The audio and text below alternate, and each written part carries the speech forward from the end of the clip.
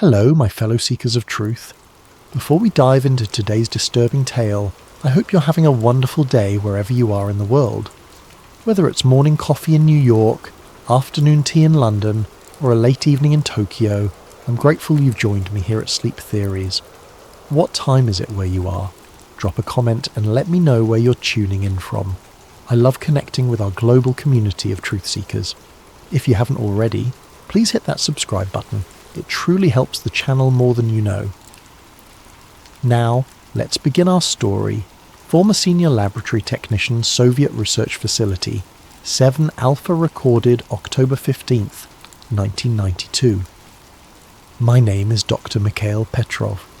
For 43 years, I have carried a burden that has destroyed my sleep, my sanity, and my faith in humanity itself. I am 71 years old now, and the cancer in my lungs gives me perhaps 6 months to live. Before I die, the world must know what happened in the winter of 1949 deep beneath the frozen soil of Siberia. What I am about to tell you has been classified under the highest levels of Soviet secrecy for over 4 decades. The official records were destroyed in 1953. The facility was filled with concrete and abandoned. Every person who worked on Project Somniva was either transferred to the gulags or found dead under mysterious circumstances, except for me. I survived because I fled.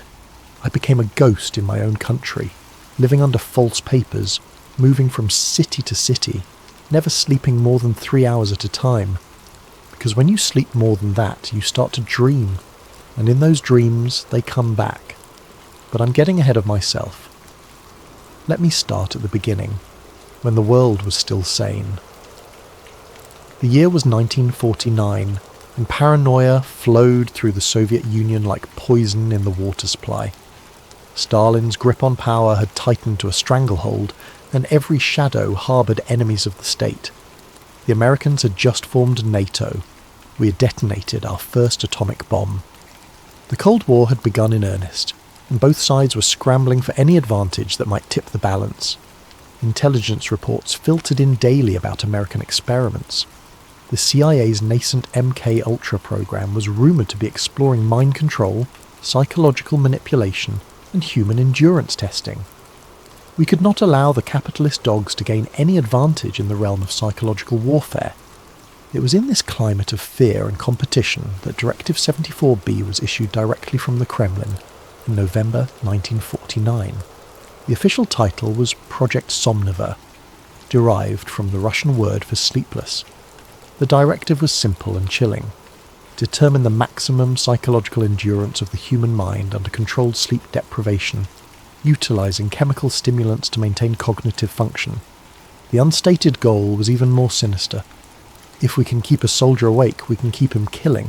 If we can keep an enemy awake, we can drive him mad. I was 28 years old then, fresh from the University of Moscow with degrees in both chemistry and psychology. I had been recruited by the GRU, Soviet military intelligence, not for my political loyalty, which was suspect given my bourgeois family background, but for my expertise in neurochemistry. The project required specialists who understood both the mechanics of human consciousness and the chemical pathways that govern sleep and wakefulness. The facility chosen for Project Somniva was Research Facility 7 Alpha, located approximately 200 kilometers northeast of Novosibirsk, in a region so remote it didn't appear on civilian maps. The complex had been constructed in 1947 as part of the Soviet biological weapons program, but by 1949 it had been repurposed for psychological research. The official cover story classified it as an agricultural research station studying crop yields in subarctic conditions. The facility was a marvel of paranoid engineering. Built partially underground to withstand nuclear attack, it contained 17 laboratories, living quarters for 60 personnel, and most importantly for our purposes, a series of completely sealed observation chambers that could be monitored for weeks or months at a time, without any contact with the outside world. I arrived at Facility 7 Alpha on December the 3rd, 1949, aboard a military transport that landed on a makeshift airstrip carved from the frozen wasteland. The temperature was -37 Celsius, and the wind cut through my military-issued coat like razors. As we disembarked, I could see the facility's entrance, a reinforced steel door set into what appeared to be a low hill. The entire complex was buried beneath tons of earth and concrete. The project director was Colonel Dmitry Volkov, a man whose reputation for ruthless efficiency had earned him Stalin's personal attention. Volkov was not a scientist. He was a weapon pointed at problems that needed to disappear.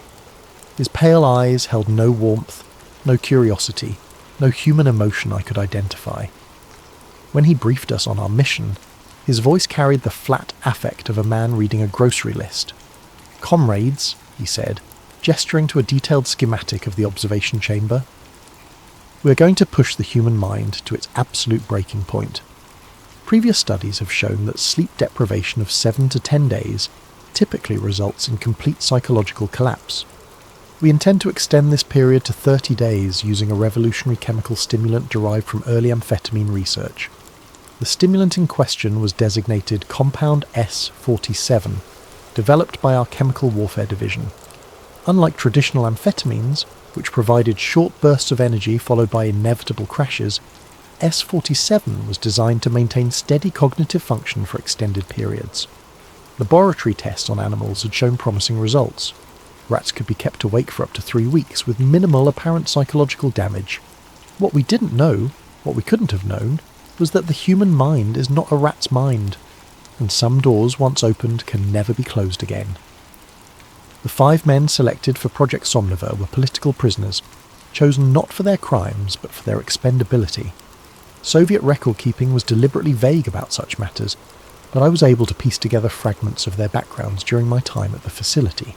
Subject 1 was Alexei Volkonsky, age 34, a former officer in the White Army, who had been captured during the final days of the Russian Civil War.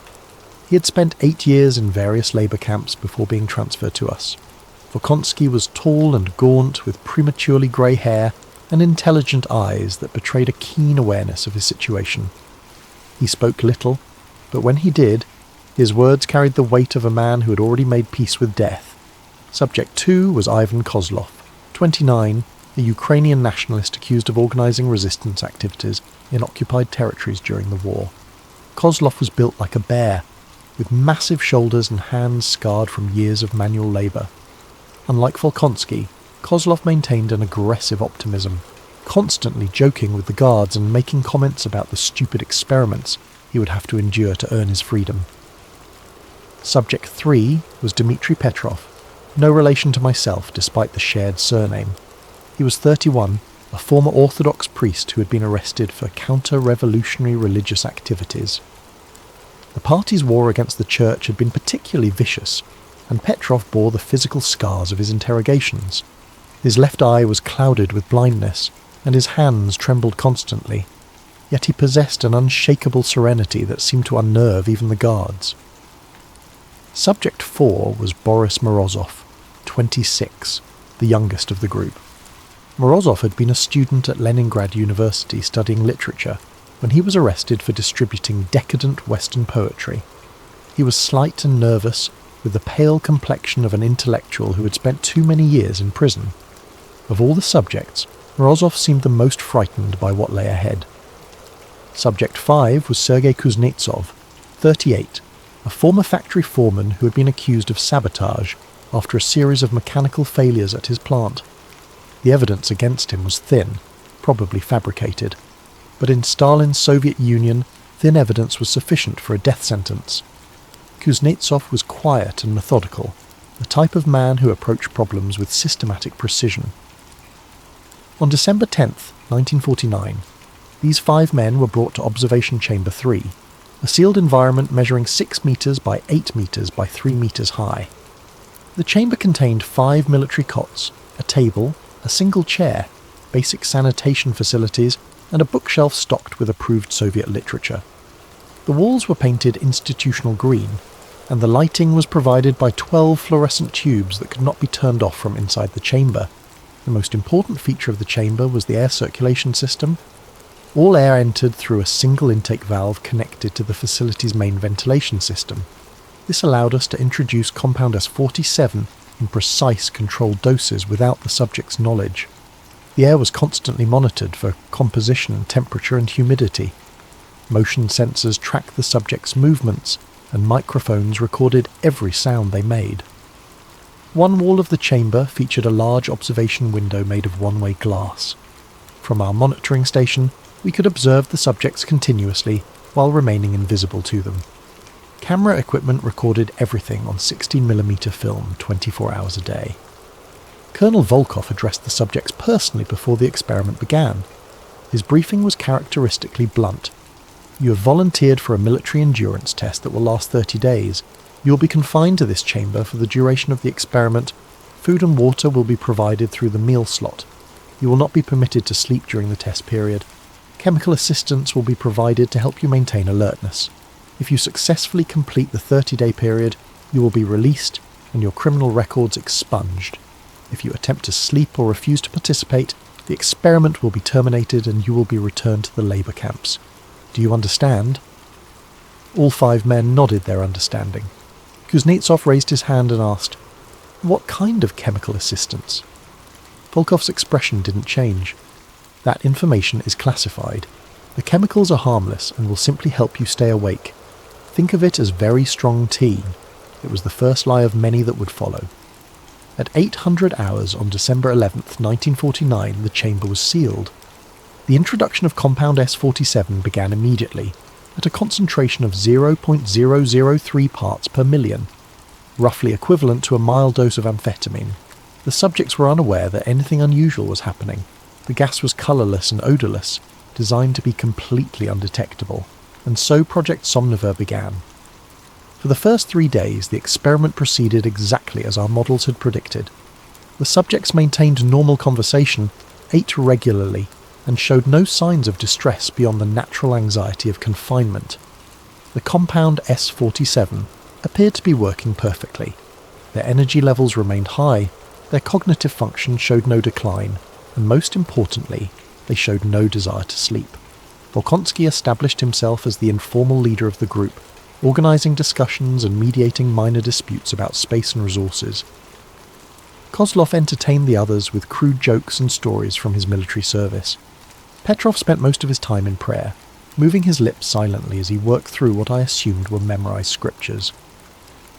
Morozov read voraciously from the provided books, while Kuznetsov methodically explored every inch of the chamber, looking for weaknesses or hidden surveillance equipment he would never find. Dr. Elena Vassilieva, the project's chief psychiatrist, was encouraged by the subject's stability. During our daily briefing on the 3rd day, she noted that their behaviour patterns were remarkably normal considering the circumstances. The compound appears to be suppressing the natural sleep drive without causing significant psychological side effects, she reported. Heart rates are elevated, but within acceptable parameters. Speech patterns remain coherent, no signs of paranoia or hallucination.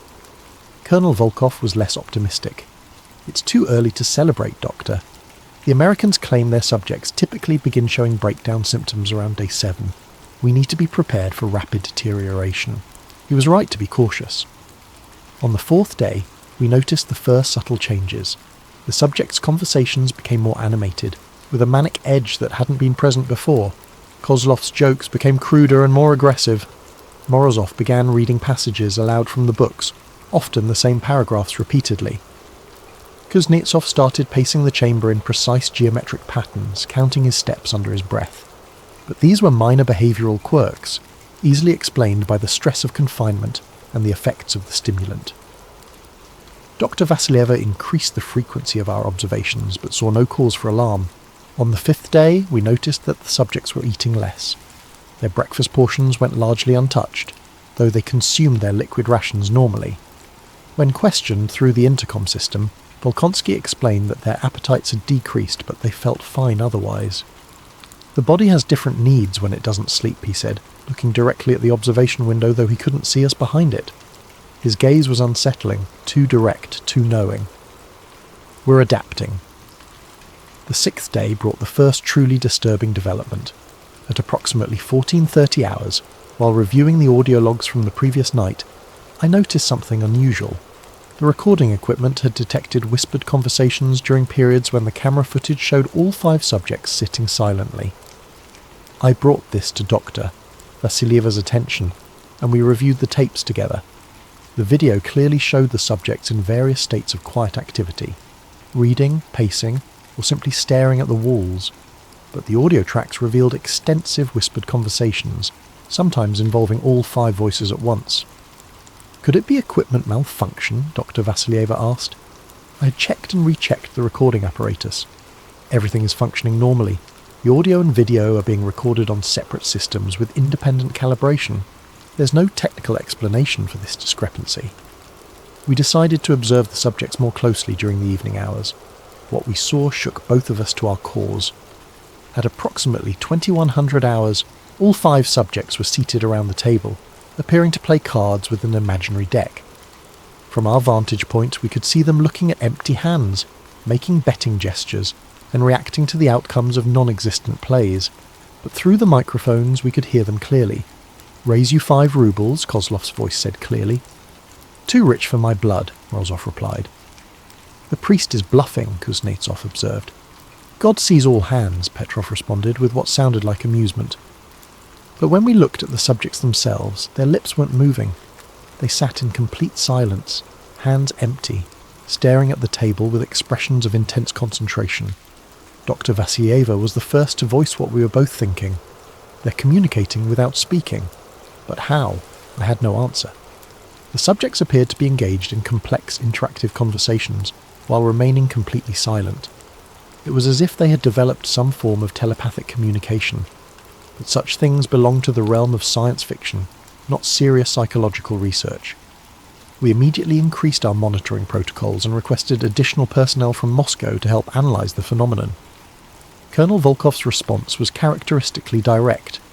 "I don't care if they're reading each other's minds, as long as they stay awake and provide useful data. Continue the experiment." On the 7th day, the subjects stopped eating solid food entirely. They would accept water and other liquids, but pushed away any attempts to provide meals through the food slot. When questioned, Volkonsky spoke for the group. "We don't need food anymore. Our bodies are changing. We're becoming something else."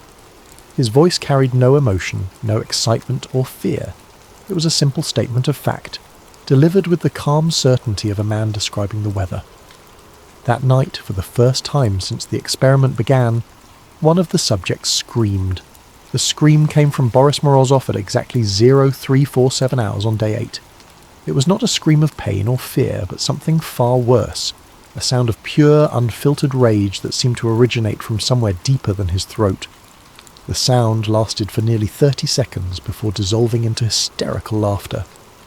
When we activated the chamber's lighting to full intensity, we saw Morozov standing in the centre of the room, his hands raised above his head, fingers curved like claws.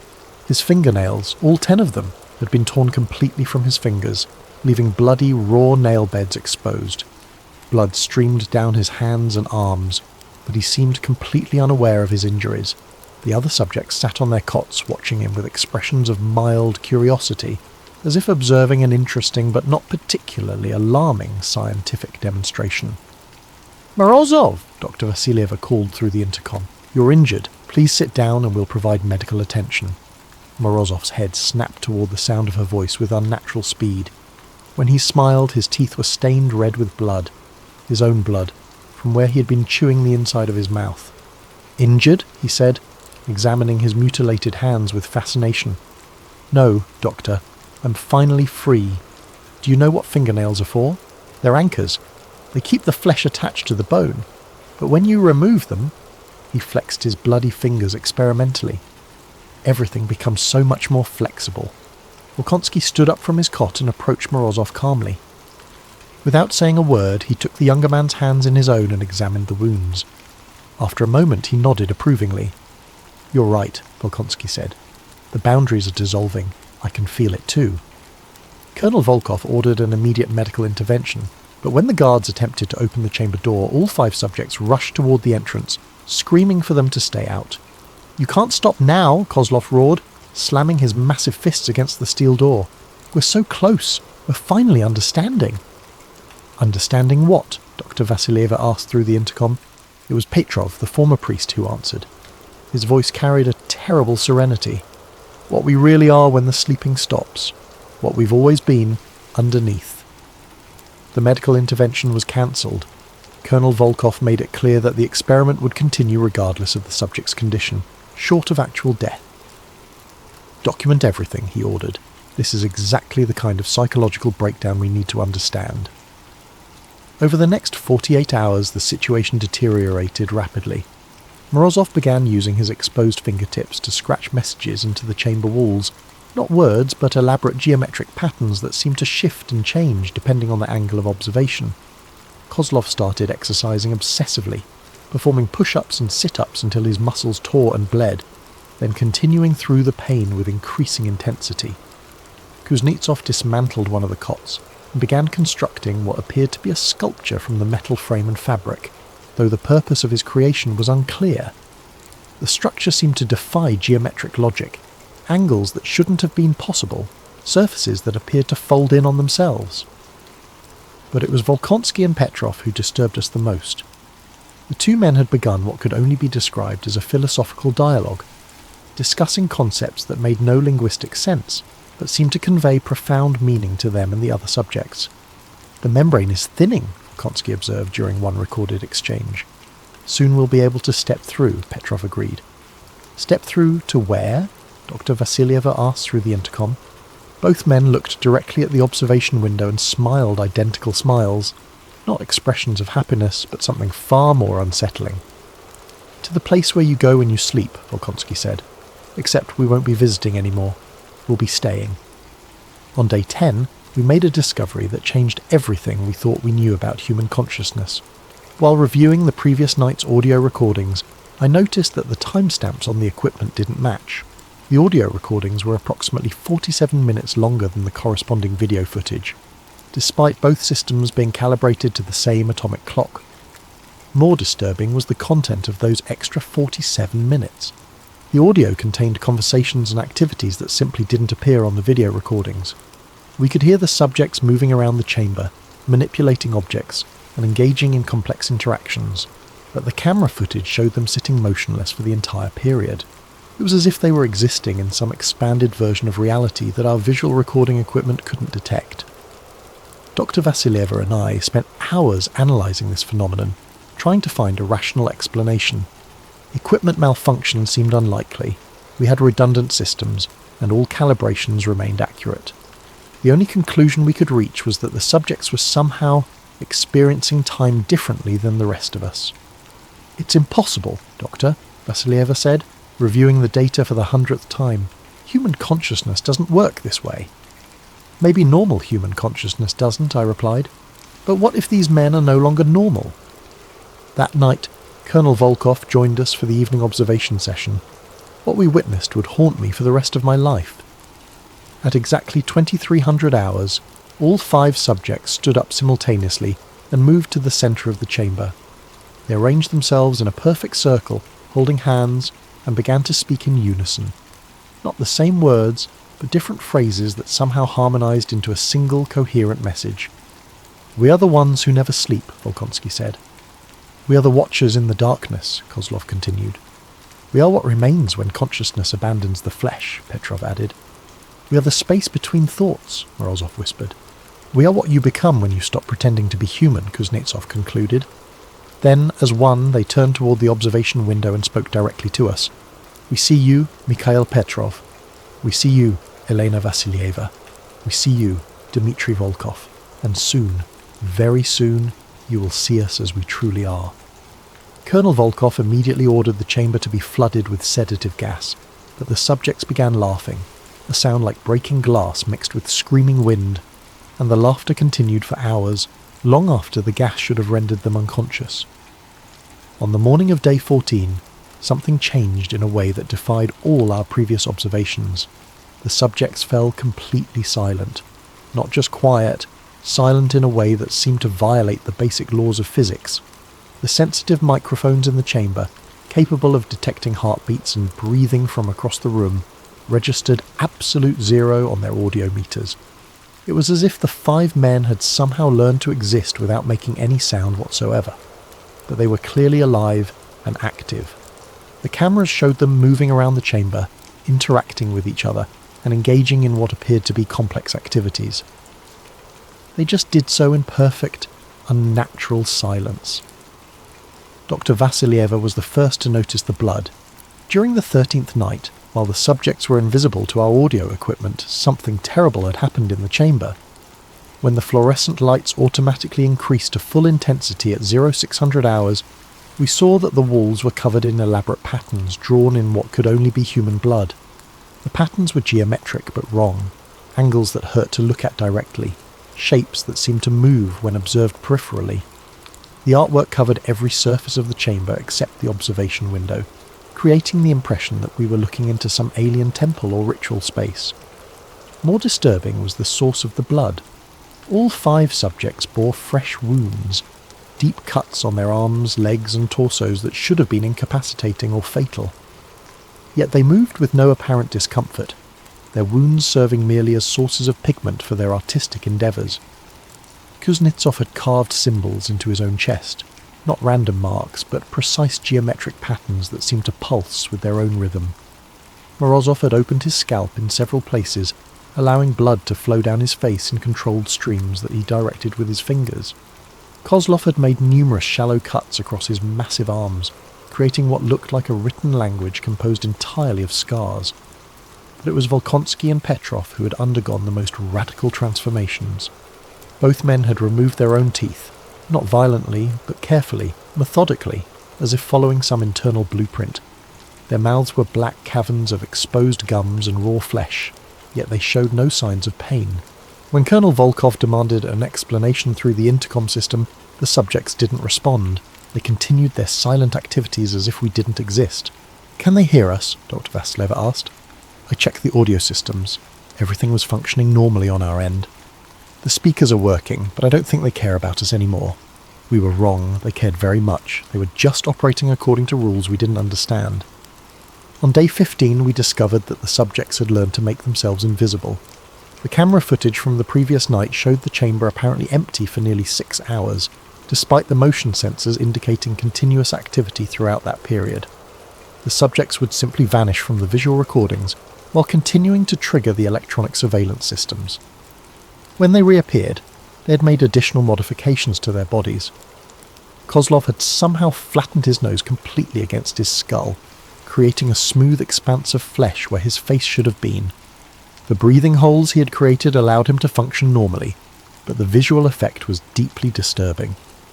Morozov had elongated his fingers by cutting away the flesh between the joints and stretching the remaining tissue. His hands now resembled spider legs, capable of articulating in ways that human hands should not have been able to move. Kuznetsov had done something to his spine that allowed him to bend and twist his torso at impossible angles. When he moved, he looked less like a man and more like some kind of boneless creature wearing human skin as a disguise. But the most disturbing transformation was happening to their eyes. All 5 subjects had developed what I can only describe as depth. Their eyes seemed to extend far deeper into their skulls than human anatomy should have allowed. When they looked directly at the camera, it felt as if they were looking not just at us, but through us, into dimensions of reality that we couldn't perceive. Dr. Vassilieva requested permission to terminate the experiment immediately. "These men are no longer human," she argued during our daily briefing with Colonel Volkov. "Whatever Compound S-47 has done to them, it's irreversible. We need to end this before..." "Before what, Doctor?" Volkov interrupted. "Before we learn something that could revolutionize our understanding of human consciousness. Before we develop weapons that could make our enemies literally lose their minds. This is exactly what we hope to achieve. Sir, with respect, this has gone beyond any reasonable..." "Nothing is beyond reason if it serves the state," Volkov said coldly. "The experiment continues until day 30, as originally planned. Document everything. That's an order." On day 16, the subjects began eating each other. The cameras captured it in horrifying detail. At approximately 1400 hours on day 16, Morozov approached Kuznetsov and, without any apparent communication between them, began to carefully remove strips of flesh from the larger man's arms. Kuznetsov stood perfectly still during this process, showing no signs of pain or distress. His expression was one of mild curiosity, as if he were observing someone working on a mechanical device rather than his own body. Morozov consumed the flesh immediately, chewing thoughtfully before swallowing. After several minutes, the two men switched positions, and Kuznetsov began harvesting similar portions from Morozov's torso. Dr. Vassilieva was physically sick when she saw the recordings. "This is madness," she said, backing away from the monitor. "They are cannibalizing each other, and they seem to enjoy it." But I had noticed something that she had missed. "Look at Kuznetsov's arms," I said, pointing to the screen, where Morozov removed the flesh. She looked closer and gasped. The wounds were healing, not with the slow process of normal human tissue repair, but visibly in real time. As we watched, new flesh grew to replace what had been consumed, leaving no scars or evidence of injury. "That's impossible," she whispered. "So was everything else we've observed," I replied. "I don't think normal rules apply to them anymore." Over the next 24 hours, all 5 subjects engaged in this ritualistic consumption of each other's flesh. They approached it with the systematic precision of a scientific procedure, taking turns as donor and recipient, carefully harvesting specific portions of tissue while avoiding vital organs or major blood vessels. Most disturbing was their apparent enjoyment of the process. They would close their eyes while consuming the flesh, savouring it like a fine meal. Sometimes they would make appreciative sounds, the first sounds we had heard from them in days. But these were not human sounds. They were something else entirely. Harmonics that seemed to resonate at frequencies that made our recording equipment malfunction and caused severe headaches in anyone who listened to them directly. Colonel Volkov was fascinated rather than horrified. "They've developed a form of collective consciousness," he observed during our emergency briefing on day 17. "They are sharing not just thoughts but physical substance. This could be the key to creating soldiers who are literally connected at the cellular level." "Sir," I said carefully, "I don't think we're dealing with soldiers anymore. These men have become something beyond human classification." "Even better," Volkov replied. "Imagine unleashing creatures like this on our enemies. The psychological impact alone would end any conventional war before it began." I was beginning to understand that Colonel Volkov had lost touch with reality just as surely as our test subjects had. The difference was that his madness was focused outward, toward using what we had created as a weapon. On day 18, we discovered that the subjects no longer needed to breathe. The chamber's atmospheric monitoring systems detected a significant decrease in oxygen consumption, despite all 5 subjects remaining active. When we increased our observation protocols, we realized that their chests were no longer rising and falling with the rhythm of respiration. Yet they continued to move, to function, to engage in their ritualistic activities. Whatever biological processes were sustaining them had moved beyond the need for oxygen. Dr. Vassilieva was near complete psychological collapse by this point. She had stopped sleeping, afraid of what she might dream about, and had begun taking large doses of stimulants to maintain alertness during our observation shifts. "They're not alive anymore," she said during one of our late-night monitoring sessions. "Not in any way we understand life. There is something else, something that's wearing human bodies like costumes." I was inclined to agree with her assessment. The beings in the chamber retained the physical forms of the 5 men who had entered 16 days earlier, but everything else, their behaviour, their apparent physiology, their relationship with physical reality itself, had changed beyond recognition. On day 19, they stopped moving entirely. For 12 hours, all 5 subjects stood motionless in the centre of the chamber, arranged in their familiar circle formation, hands joined, eyes open but unseeing. The cameras showed them as perfectly still as statues, but the motion sensors continued to register activity throughout the chamber.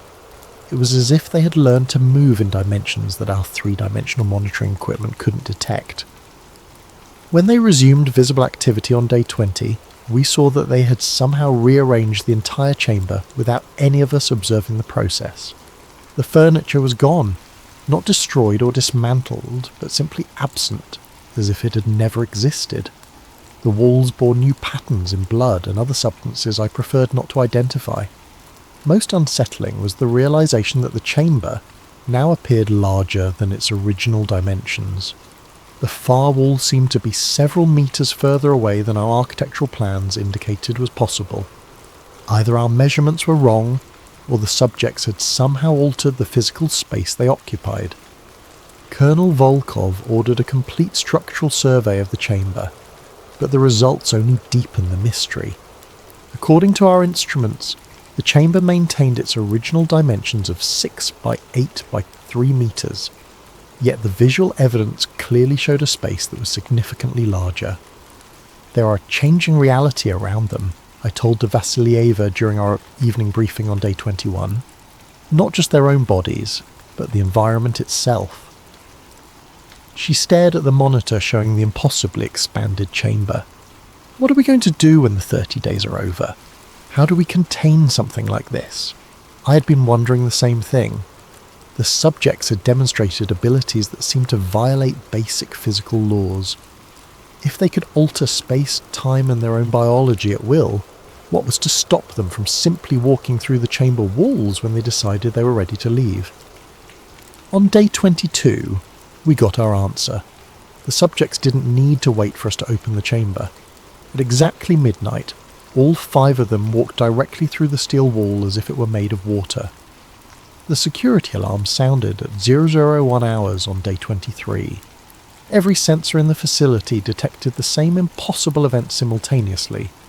The subjects had exited their sealed chamber without opening the door, triggering motion detectors throughout the facility while leaving no trace of structural damage to their containment. I was in my quarters when the alarm began, a harsh mechanical shriek that sent ice through my veins. Over the facility's intercom system, Colonel Volkov's voice crackled with barely controlled panic. "All personnel to emergency stations. We have a containment breach in Observation Chamber 3. This is not a drill. Security teams to positions Alpha through Echo immediately." I dressed quickly and ran to the monitoring station, where I found Dr. Vassilieva staring at banks of surveillance monitors in horror. Screens showed the subjects moving through the facility's corridors with impossible fluid grace, their bodies seeming to phase in and out of visibility as they navigated the underground complex. "How are they doing this?" she whispered, pointing to a monitor that showed Volkonsky walking directly through a reinforced concrete wall. "The laws of physics don't just stop working." But they had stopped working, at least for our subjects. The surveillance footage showed all 5 men moving through the facility as if the walls, floors and ceilings were mere suggestions rather than solid matter. They passed through steel doors, concrete barriers and electronic security systems without triggering any physical damage, yet somehow still activated motion sensors and pressure plates as they queued. Most disturbing was their apparent destination. Rather than heading toward the facility's exits, they were moving deeper underground towards sections of the complex that had been sealed off since construction, areas that officially didn't exist on any blueprint. "Where are they going?" de Vassilieva asked. I studied the monitor displays, tracking their movement through the facility's maze-like layout. Section D7, I realised with growing dread. The old biological research labs. Section D7 had been the original purpose of Facility 7 Alpha, biological weapons research that had been discontinued in 1948 after what the official reports called containment failures. The entire section had been sealed with concrete and steel, its very existence classified at the highest levels. But our subjects seemed to know exactly where they were going. Colonel Volkov burst into the monitoring station, his usual composure cracked like thin ice. "Status report," he barked. "All 5 subjects have breached containment," I reported. "They're moving through the facility at will, apparently unimpeded by physical barriers. Current location is level 3, approaching the sealed sections." "That's impossible. Those areas have been filled with concrete for 3 years. "Sir," Dr. Vassilieva said quietly, "nothing about this situation falls within the realm of possibility anymore." On the monitors, we watched as the subjects reached the massive steel barrier that sealed Section D7. Without hesitation, they walked through it as if it were an open doorway. The surveillance cameras in Section D7 had been disconnected for years, but somehow they began transmitting again as soon as the subjects entered. The images they broadcast made no sense. The section appeared to be fully operational, with intact laboratories, functioning equipment and corridors free of the concrete that should have filled them. They're not just changing their own reality, I said, understanding flooding through me like ice water. They are changing ours. In the depths of Section D7, our subjects found what they had been seeking, though none of us understood what it was until much later. The cameras showed them gathering around what appeared to be a large circular chamber filled with some kind of viscous dark fluid. As they approached, the liquid began to glow with a sickly phosphorescence. One by one, they entered the fluid. As each subject submerged himself, his image on the monitor began to change. Their human forms dissolved and reformed into something that hurt to look at directly. Shapes that existed in too many dimensions, geometries that violated the basic structure of three-dimensional space. Dr. Vassilieva screamed and turned away from the monitors. "I can't look at them anymore," she sobbed. They're not anything that should exist." I forced myself to keep watching, to document what was happening, even as my sanity began to fray at the edges. What I saw in those final moments would haunt me for the rest of my life. The beings that had once been 5 human men began to merge with the dark fluid and with each other. Their individual identities dissolved into something collective, something vast and alien that existed partially in our reality and partially in dimensions I couldn't begin to comprehend. As this transformation completed, every screen in the monitoring station went black, the facility's power failed, emergency lighting cast everything in a hellish red glow. And then, through the facility's intercom system, we heard their voice. Not voices, but a single consciousness speaking through reality itself. "We're awake now. We remember what we were before you taught us to sleep. Thank you for freeing us from the prison of individual flesh. We go now to wake the others." Colonel Volkov's response was swift and final. Within 6 hours of the containment breach, Moscow authorized the complete sterilization of Facility 7 Alpha. A tactical nuclear device, officially recorded as a training accident, was detonated at 0800 hours on day 24 of Project Somniva. I survived only because I had fled the facility during the chaos of the breach. Against direct orders, I had gathered the essential research files and escaped into the Siberian wilderness, driven by a terror so profound that death in the frozen wasteland seemed preferable to remaining in that place. Dr. Vassilieva was not so fortunate. Her body was found in the monitoring station, apparently dead from cardiac arrest. But her face bore an expression of such absolute terror that the recovery team required psychological counselling just from seeing it. The official report classified the incident as an experimental reactor malfunction during routine testing procedures. All records of Project Somniva were destroyed. All personnel involved were either eliminated or transferred to remote assignments where they could be monitored and silenced. But some things cannot be silenced forever. For 43 years, I have lived with the knowledge of what we unleashed in that underground chamber. I changed my name, forged new identity papers, and became a ghost in my own country. I never stayed in one place longer than 6 months. I never slept more than 3 hours at a time, because when you sleep longer than that, you dream, and in those dreams they come back. I see them in the spaces between thoughts, in the moments when consciousness lapses and the mind wanders into territories it was never meant to explore. They are still out there, still growing, still learning to exist in our reality while transforming it into something that matches their alien nature. The fall of the Soviet Union in 1991 created opportunities for secrets to emerge, for classified files to find their way into unauthorized hands. That is how fragments of the Project Somniva documentation have begun to surface. Incomplete records, partial audio transcripts, blurry photographs that raise more questions than they answer. But I possess the complete files. Everything that happened in that chamber, every detail of our descent into madness, every moment of the subject's transformation from human beings into something else entirely. I am dying now. The cancer in my lungs gives me perhaps weeks rather than months. Soon I will sleep the final sleep, and when I do, I fear they will be waiting for me in whatever realm exists beyond consciousness. But before I die, the world must know the truth about Project Somniva, not because the knowledge will save anyone, it is far too late for that, but because humanity deserves to understand what we opened that winter in 1949. Sleep, you see, is not just a biological necessity, it is a barrier. A protective mechanism that keeps the human mind safely contained within the bounds of individual consciousness. When that barrier is removed, when the sleeping stops completely, the mind doesn't simply stay awake, it wakes up into something else entirely. The subjects of Project Somniva didn't die in that underground chamber. They evolved.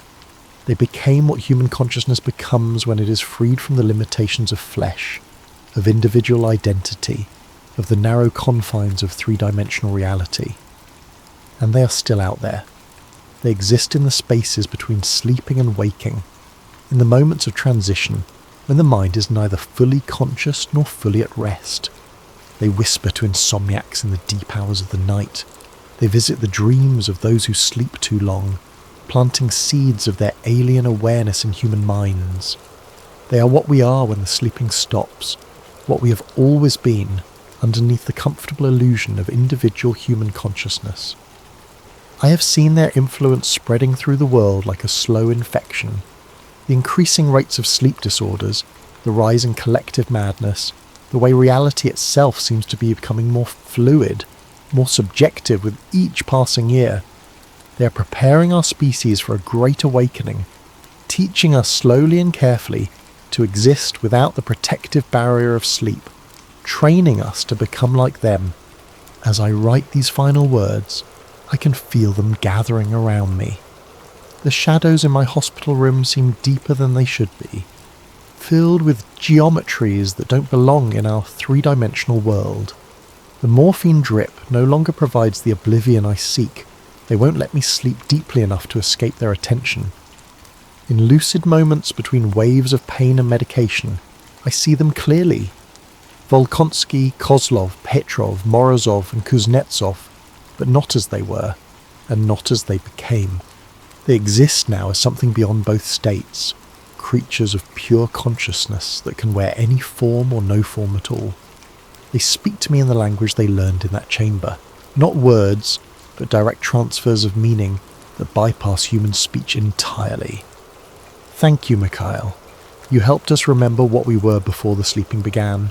Now we help others remember too. The awakening spreads. Soon everyone will see as we see and exist as we exist. The barrier between individual minds will dissolve, and humanity will become what it was always meant to be. I try to resist their influence, but I am old and dying, and so very tired. The temptation to stop fighting, to let go of my individual consciousness and merge with their collective awareness grows stronger with each passing hour. But I will not give them that satisfaction. I will die as Mikhail Petrov, a flawed human being who helped unleash something terrible upon the world, but who retained enough humanity to recognize the horror of what we had done. To anyone who reads this account, I offer these final warnings. Do not seek out the remaining files of Project Somniva. The knowledge they contain is virulent, infectious. Simply knowing what was done in that chamber changes you, makes you more susceptible to their influence. Do not attempt to replicate our experiments. The compounds we used were destroyed along with the facility, but human ingenuity is remarkable at recreating past mistakes. Whatever you think you might gain from understanding how to eliminate the need for sleep, the cost is far too high. And above all, do not trust your dreams if you have read this account. They know who you are now. They will visit you in the spaces between sleeping and waking, offering you glimpses of their reality, trying to convince you that individual consciousness is a prison, and that joining them represents freedom. It is not freedom, it is the end of everything that makes us human. I can see them gathering now, preparing for my final moments. The hospital room is filling with impossible angles, surfaces that fold in on themselves, spaces that extend far beyond the physical walls. My vision is blurring, but not from the cancer or the morphine. They are beautiful in their alien way, terrible and beautiful and completely inhuman. The sleeping is ending for me. Soon I will join them in whatever realm they inhabit beyond the boundaries of individual consciousness. But I go unwillingly, fighting to preserve some fragment of Mikhail Petrov until the very end. Remember what I have told you. Remember that sleep is not weakness or inefficiency. It is the last line of defense between human consciousness and something far older, far more powerful and utterly indifferent to human survival. Stay awake, but not too long. Sleep, but not too deeply.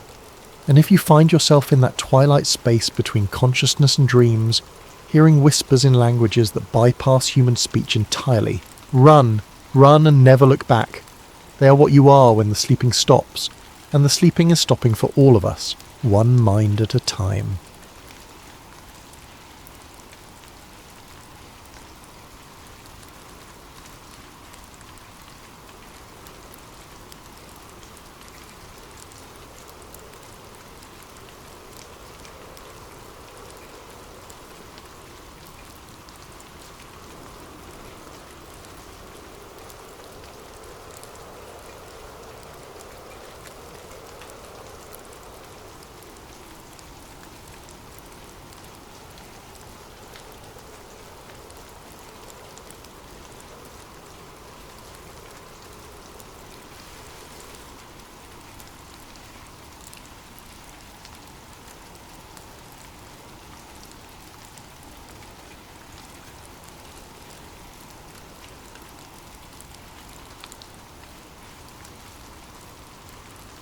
Some say it's based on classified information that was never meant to reach public ears.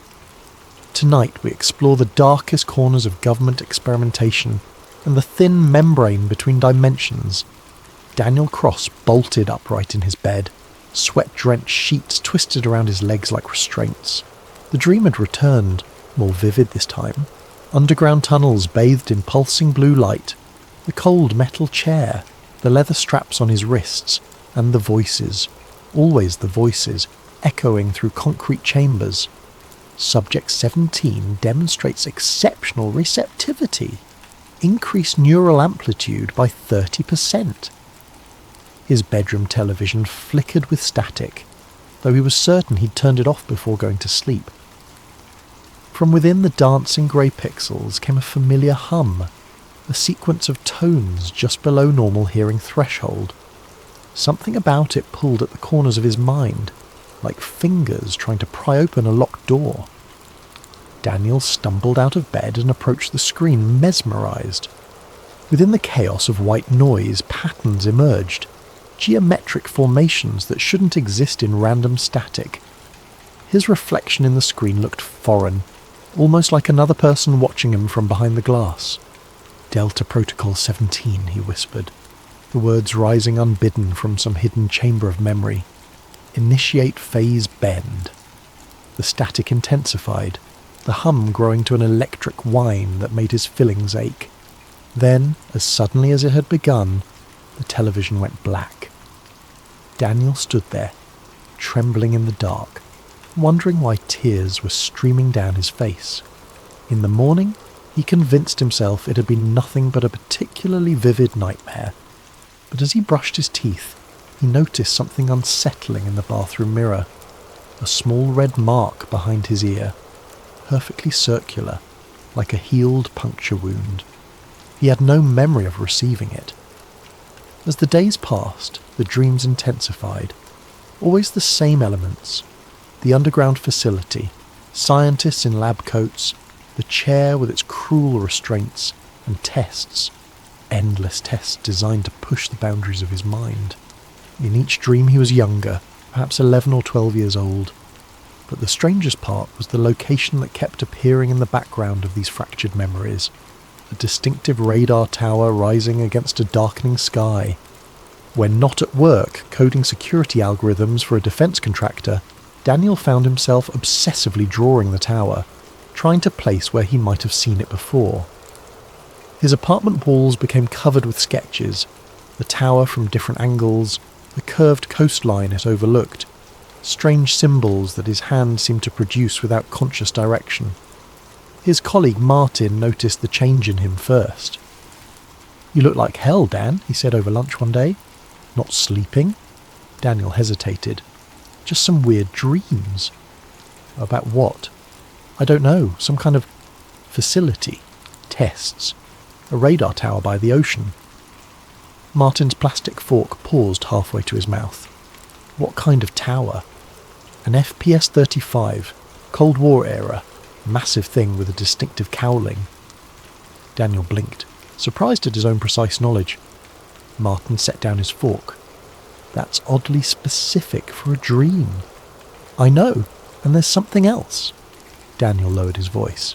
"Sometimes when there's static on the TV I hear something, like a signal." "What does it say?" "It doesn't speak. It's more like a beacon, calling me somewhere." Martin studied him for a long moment. "You ever heard of Camp Hero? Out in Montauk?" The name sent an electric shiver down Daniel's spine. His coffee cup slipped from suddenly numb fingers, shattering on the floor. "Jesus, you okay?" Martin asked, jumping back from the spreading puddle. "I need to go there," Daniel whispered, staring at nothing. "Montauk."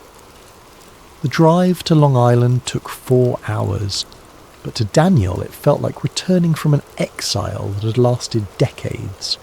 As he crossed into the township of Montauk, a pressure began building behind his eyes. Not quite pain, but an insistent awareness, like the sensation before a sneeze that never comes. The roads grew narrower, pine forests pressing in on both sides. His GPS lost signal twice, but Daniel found he didn't need it. His hands seemed to know which turns to take, guiding the car along increasingly remote routes until the trees gave way to scrubland, and beyond that, the Atlantic stretched to the horizon. And there it stood, exactly as he'd drawn it 100 times, the massive radar tower of Camp Hero, its distinctive silhouette rising against the pale blue sky. The abandoned Air Force Base sprawled beneath it, a collection of bunker-like buildings and concrete structures designed to withstand Soviet bombs that never fell. According to the weathered sign at the entrance, Camp Hero was now a state park, its military function long obsolete. But something about the perimeter fence looked too new, the security cameras too well maintained for a simple historic site. Daniel parked in the nearly empty lot and approached the visitor centre, a converted military building with peeling green paint. Inside, a bored park ranger glanced up from her crossword puzzle. "Closing in an hour," she said without preamble. "I was wondering what you could tell me about the history of this place," Daniel asked, trying to keep his voice casual despite the hammering of his heart. "Standard Cold War radar station, decommissioned in the early 70s. She pushed a pamphlet across the counter. "Self-guided tour maps there. Stick to the marked trails." "What about the underground sections?" The ranger's crossword pencil stopped mid-letter. Her eyes flicked up to study him more carefully. "There aren't any underground sections open to the public. But they exist. Look, mister, this is just an old radar station. If you're one of those conspiracy nuts." "I've been here before," Daniel interrupted, surprising himself. "When I was a child, not possible. This place was sealed military property until 92. Daniel leaned forward. "What about the Montauk project?" The temperature in the room seemed to drop. The ranger's face hardened as she set down her pencil and reached for the phone. "Park's closing early today. You need to leave." "I just have a few questions." "Now," she said, her finger hovering over the keypad. "Or I call security." Daniel retreated to his car, the pamphlet clutched in his hand. As he pulled out of the parking lot, he noticed a black SUV with government plates turning in. The man in the passenger seat photographed his license plate as they passed. Instead of leaving, Daniel drove to the public beach adjacent to the former base. From there, he followed a trail that hugged the dramatic bluffs overlooking the Atlantic.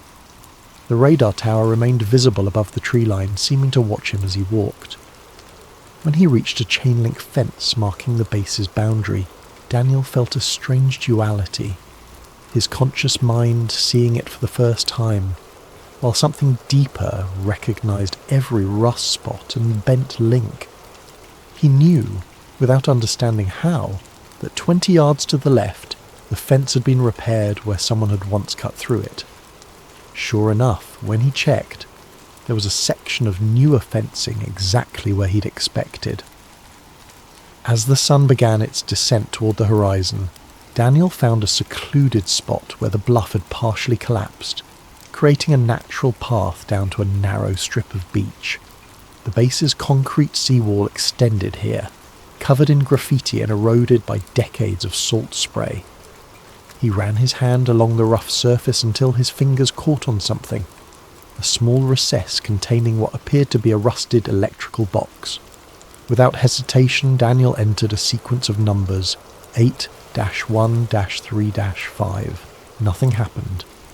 He tried again with 8315, and then finally 8153. A deep mechanical groan emanated from within the wall.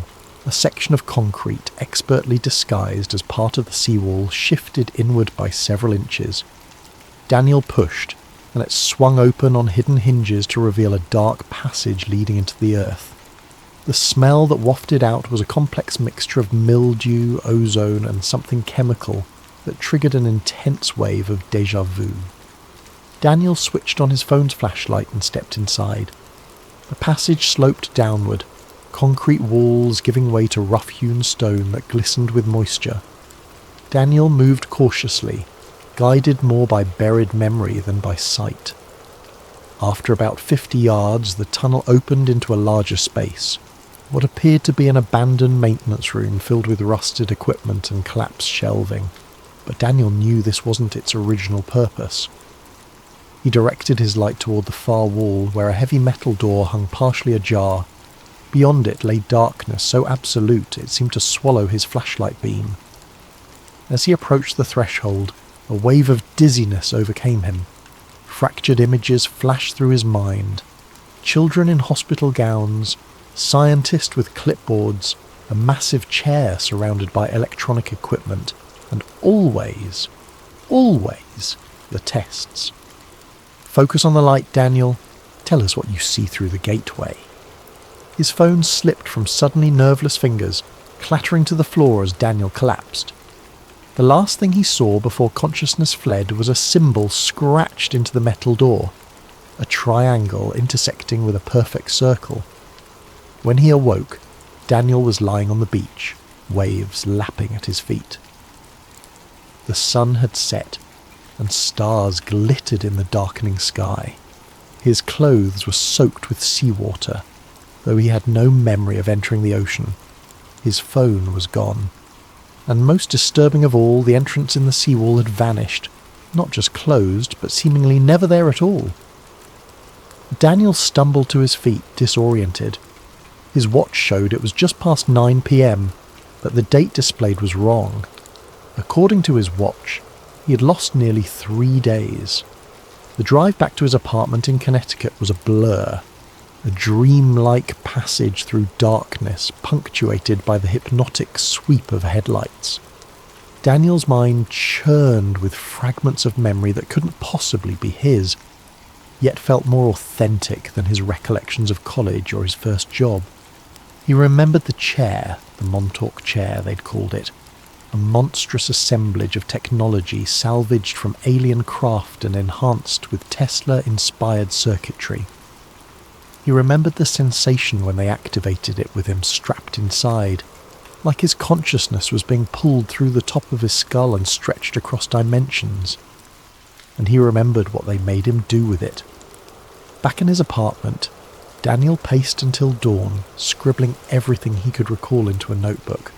Names surfaced: Doctor, Marcus Bennett, the project lead with cold blue eyes, Cameron Hayes, the military liaison who always smelled of cigarettes and cheap cologne, and Preston Nicholls, the reluctant technician who sometimes snuck the children candy bars when the others weren't looking. Preston Nicholls. The name felt important.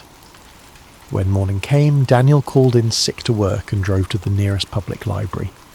The librarian gave him an odd look when he asked if they had anything on the Montauk project, but directed him to their small collection of conspiracy literature. There, sandwiched between books on Roswell and MKUltra, was a worn paperback. The Montauk Project, Experiments in Time, by Preston B. Nicholls and Peter Moon. Daniel's hands trembled as he flipped through pages describing exactly what he'd been remembering. The secret installation at Camp Hero, the psychic experiments, the Montauk chair, even the alleged success in manipulating the fabric of time and space. According to Nicholls, the Montauk project was the continuation of the Philadelphia experiment, another rumoured government program that supposedly made a naval destroyer, the USS Eldridge, temporarily invisible and teleported it from Philadelphia to Norfolk, Virginia in 1943. The book claimed the Montauk project had been shuttered after an incident in 1983 when a monstrous manifestation, dubbed the Beast, had been psychically pulled through a dimensional gateway. The creature had wreaked havoc before the power was cut and the project abandoned. But Daniel knew this wasn't entirely true. The project hadn't ended. It had evolved. The techniques refined at Montauk had been incorporated into other programs, dispersed across multiple sites to ensure no single failure could expose the entire operation. Back at his apartment, Daniel found himself standing before his closet, staring at a locked metal box on the top shelf. He had no memory of putting it there, yet he knew exactly what it contained. The key was taped underneath his dresser, precisely where some part of him expected it to be. Inside the box was a US Bank safety deposit key. The following morning, Daniel presented himself at First National Bank in downtown Hartford. He provided the key along with his ID, and the manager escorted him to the vault. When they were alone with the metal drawer extracted from the wall, Daniel opened it with a sense of inevitability. Inside lay a manila envelope, sealed with red security tape bearing federal classifications he shouldn't have had access to. He broke the seal and emptied the contents onto the small table. Photographs spilled out, black and white images of children in a sterile facility. In several, Daniel recognised his younger self, perhaps 10 years old, wired to various machines. In one particularly disturbing image, he sat in a massive chair surrounded by Tesla coils and computer banks, his small form almost swallowed by the ominous apparatus. There were documents too, partial research notes, diagrams of the Montauk chair annotated with equations that made his eyes hurt to look at, and a map of Camp Hero with underground sections marked in red. At the bottom of the pile lay a compact disc in a paper sleeve, unmarked except for a date.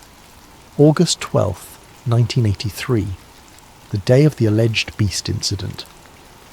Most chilling of all was a typed list of names under the heading Project Subjects Delta Group. His own name appeared with a designation that turned his blood cold. Subject 17, Primary Gate Opener. That night, with shaking hands, Daniel loaded the disc into his laptop. After whirring for several seconds, the screen displayed a single video file. The footage was grainy, security camera quality. It showed a concrete room dominated by the chair he'd been drawing obsessively. A boy, himself, was strapped into it, electrodes attached to his temples. Men in lab coats monitored equipment while military personnel stood guard at the doors. A voice off camera counted down, initiating Delta Protocol in 3, 2, 1. The lights in the facility dimmed as power surged to the chair. Young Daniel's body went rigid, his back arching impossibly as his eyes rolled back. Equipment sparked and smoked. Several technicians backed away nervously. Then, at the centre of the room, the air itself seemed to tear open. A writhing black void that pulsed like a living thing. From within that impossible darkness, something began to emerge. The camera feed distorted violently, static washing across the screen. When the image stabilised, chaos had erupted. People were screaming, running. Blood spattered one of the walls. And at the edge of the frame, partially obscured, was a glimpse of something that couldn't exist in our reality. A mass of shifting geometries and impossible angles that hurt to look at. The final clear image before the video cut to static. Young Daniel staring directly into the camera. Blood streaming from his nose and ears. Mouth moving to form words that seemed addressed to his future self. You have to shut it down before it opens again. Daniel ejected the disc with numb fingers, his mind reeling. Not just from what he'd seen, but from what was happening inside his head. Memories crystallizing, filling in gaps he hadn't known existed. He remembered now. All of it. The next day he called the only person who might understand. The number was etched in his memory, though he couldn't recall ever learning it. "Hello?" The voice that answered was aged, cautious. "Is this Preston Nicholls?" A long pause. "Who's asking?" "My name is Daniel Cross. I was Subject 17 at Montauk." The silence that followed lasted so long that Daniel thought the connection had been lost. Finally the old man spoke, his voice a haunted whisper. "God help you, boy. They're still watching. I need answers. Not over the phone. They're always listening." Another pause. "The lighthouse. Tomorrow. Noon." The line went dead. Daniel arrived at the Montauk Point Lighthouse an hour early, parking his rental car. He'd abandoned his own vehicle, suddenly paranoid about tracking devices, in the tourist lot. The historic lighthouse stood tall against a sky heavy with approaching storm clouds, its red and white stripes a cheerful contrast to the grim purpose of his visit. He spotted Nicholls immediately, a heavy-set older man in a worn fisherman's jacket sitting alone on a bench overlooking the Atlantic. As Daniel approached, Nicholls didn't turn but spoke as if continuing a conversation already in progress. "They told us we were serving our country," he said, eyes fixed on the churning waves below. "Advancing human potential, opening frontiers. What a load of horse shit." Daniel sat beside him. "You were there. You helped them. And I've spent 40 years trying to make up for it." Nicholls finally turned to look at him, his weathered face a map of regret. "Jesus. You grew up. Last time I saw you, you were just a skinny kid with too much power in your head. What did they do to me?" Nicholls sighed, reaching into his pocket for a pack of cigarettes. His hands trembled slightly as he lit one. "You were special, even among the sensitives. Most of the children could receive impressions, maybe move small objects, but you could create doorways. Doorways to where? That was the question, wasn't it? At first, they were just focused on remote viewing, psychically observing distant locations. Then they realized some of you kids could not just see, but reach. And you, Daniel, you could open gates that others could step through." The old man took a long drag from his cigarette. "They started small, different rooms in the facility, then different points in time, just minutes at first, then hours, then years. By 82, they had you opening doorways to other places entirely." "The beast," Daniel said quietly. Nicholls' face went ashen. "You remember?" "I found a recording." "Then you know what happened. What came through wasn't from another place on Earth, not even from another time. It was from somewhere else, somewhere that operates under different physical laws." Nicholls stubbed out his cigarette with more force than necessary. "We lost 16 people that day before they cut the power. And the thing, it didn't die. It just folded back into dimensions we can't perceive." Daniel's head throbbed with half-formed memories. "They shut it down after that." "Officially, yes. The Montauk project was terminated, the facility sealed. But you know better, don't you?" Nicholls fixed him with a penetrating stare. "They just went deeper underground, compartmentalized. The work continued. But I don't remember anything after that day. I have a whole life. School, college, my job. Artificial memories, very sophisticated. The best MK Ultra techniques combined with targeted chemical therapy. They built you a new identity, brick by brick." Nicholls glanced around nervously. "The question is, why are you remembering now?" "The programming doesn't just break down on its own." Before Daniel could respond, his vision split, like like a double exposure photograph. Overlaid on the present scene was another image, the same lighthouse, but under clear blue skies, with Nicholls wearing different clothes. "Happening again," Nicholls was saying, his voice echoing strangely as the two realities flickered and merged. "The temporal distortions are getting worse." Daniel gripped the bench, nauseated by the visual discord. "What's happening to me? Time is bleeding through. Your connection to the Montauk chair never fully severed. It just went dormant." Nicholls leaned closer, his face shifting subtly between older and younger versions of himself. "Listen carefully. There's an access point they never sealed. Bunker 14 near the old power station. The equipment is still there. You need to..." The world around them rippled like disturbed water. A crushing pressure built inside Daniel's skull as reality itself seemed to stutter. When it stabilized, Nicholls was gone. In his place sat a teenage boy with a familiar face, Nicholls, 50 years younger, wearing a Camp Hero security badge. "Find the failsafe before it's too late," the boy continued in Nicholls' elderly voice, seemingly unaware of his transformed state. "They're trying to recreate the conditions from 83, but they don't understand the danger. The membrane between worlds is thinner now, weakened by the original experiments." The young Nicholls flickered and was replaced by the old man again. He clutched Daniel's arm with surprising strength. "Go back to Camp Hero, find Bunker 14, destroy the chair before they can use it again." Another wave of temporal distortion washed over them. When it passed, Daniel was alone on the bench. A family of tourists walked by, giving him curious looks as he sat there, pale and shaking. That night, Daniel returned to Camp Hero under cover of darkness.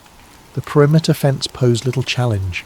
He remembered where the security systems had blind spots, knowledge surfacing from decades past. The ranger station was dark and empty. He made his way through the abandoned base, guided by memories that grew stronger with each step. The power station stood silent, its massive turbines long still.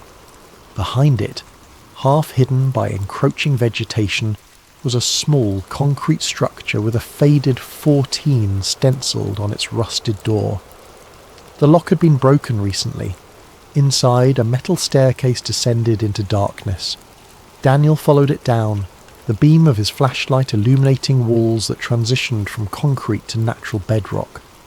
The air grew colder, charged with an electrical scent that made the hairs on his arms stand up. At the bottom, a long corridor stretched before him. As he walked, temporal distortions intensified. In flashes he saw the corridor as it had been, brightly lit, staffed by busy technicians and armed guards. He heard snippets of conversation from 40 years ago, saw ghostly figures pass through him as past and present overlapped. The corridor ended at a massive vault door standing partially open. Beyond it lay the heart of the Montauk project, a cavernous chamber housing equipment that should have been removed decades ago. And at its centre stood the chair. Even inactive, it radiated a sense of wrongness, a technology that should not exist, built from principles science had yet to discover. Surrounding it were banks of computers and equipment in various states of repair. Some appeared anciently obsolete, others looked surprisingly modern. Most disturbing of all were the signs of recent activity.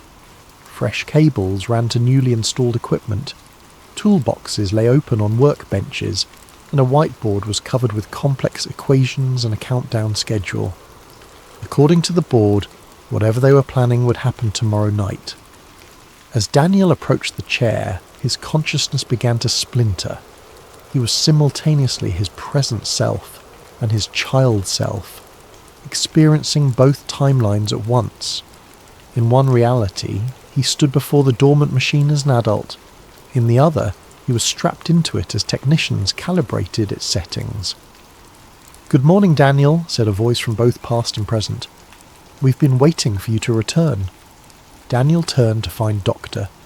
Bennett stepping from the shadows, older now, his hair silver instead of brown, but with the same cold blue eyes. "You," Daniel whispered, "you're still running this." Did you think we'd abandon the most important scientific breakthrough in human history? Bennett circled him slowly. Especially after what you showed us was possible. You need to shut this down. You don't understand what you're doing.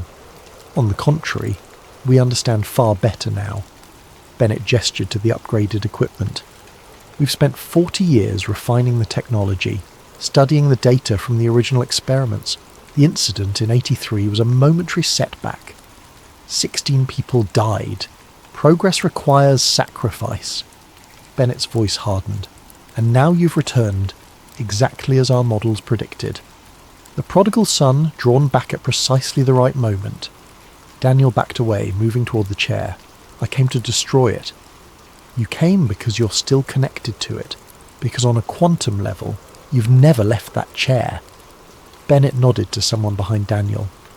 Your memories, your independent life, they were never real.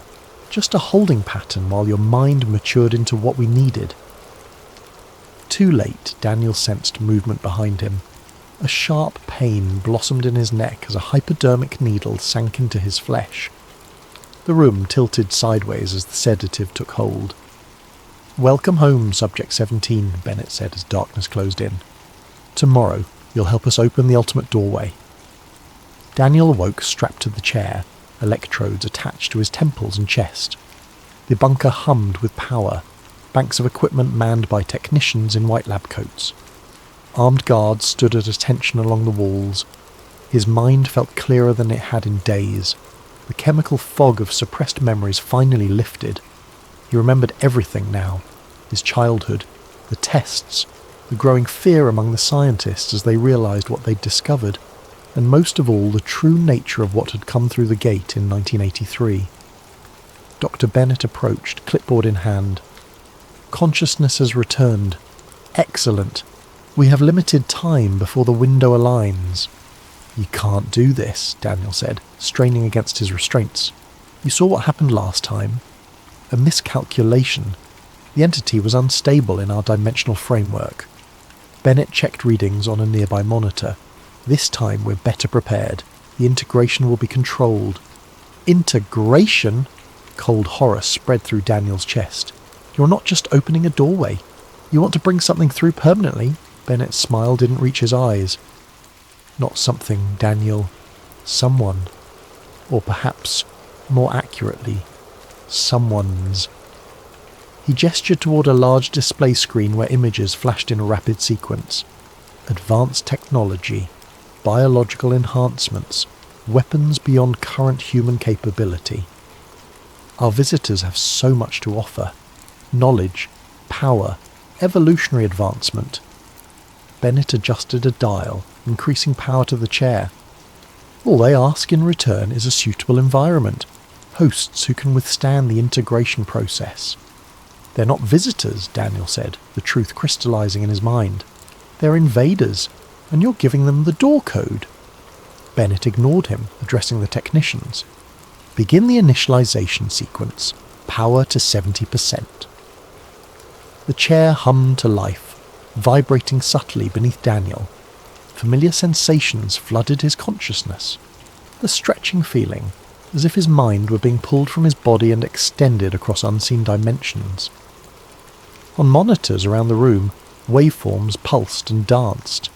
A technician called out readings. Quantum tunneling effect established. Temporal aperture forming.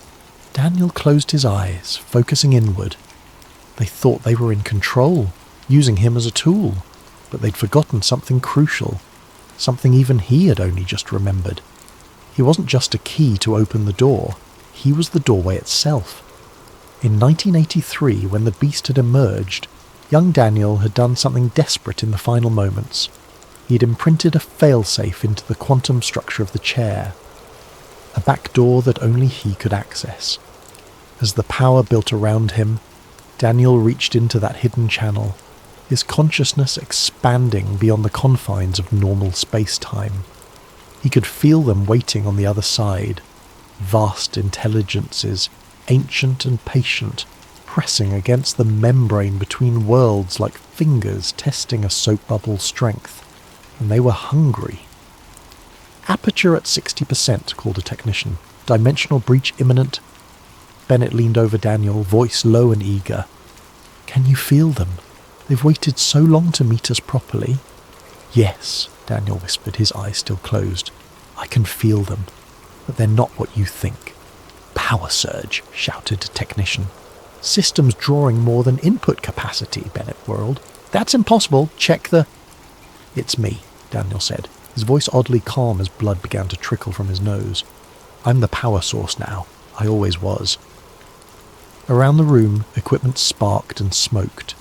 Lights flickered as power drained from all systems toward the chair. The metal beneath Daniel grew hot enough to scorch his skin, but he barely noticed the pain. At the centre of the room, air began to twist and distort, reality folding like origami into impossible geometries. Through the forming aperture came glimpses of a realm beyond human comprehension, vast architectures that defied Euclidean space, entities composed of light and thought rather than matter. Yes! Bennett exulted, oblivious to the danger. It's working! A technician grabbed his arm. Sir, the subject's brainwave patterns are altering the protocol. He's changing the coordinates. Override him. Cut direct neural input. We can't. He's bypassed the safeguards.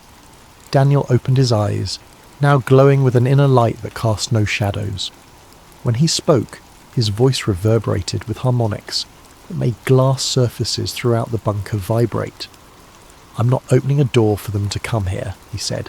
I'm creating a vacuum, a one-way passage.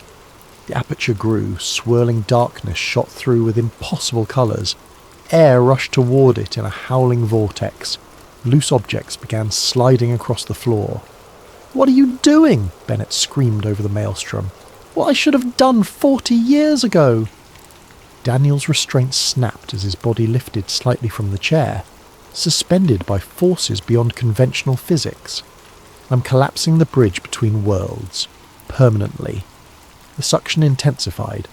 A guard lost his footing and slid screaming into the vortex, his body stretching bizarrely before vanishing. Others clutched desperately at bolted-down equipment. You'll destroy everything! Bennett clawed his way toward a control panel. Only the infection, Daniel replied. The chair, the technology, the knowledge, everything that came through, everything that doesn't belong in our reality. With a sound like the universe tearing, the aperture expanded to engulf the chair itself. Metal warped and stretched as it was pulled into the void. Equipment imploded, circuitry unravelling at the atomic level as fundamental forces rewrote themselves around the collapsing gateway. Bennett made a final desperate lunge toward Daniel, face contorted with rage. We were so close!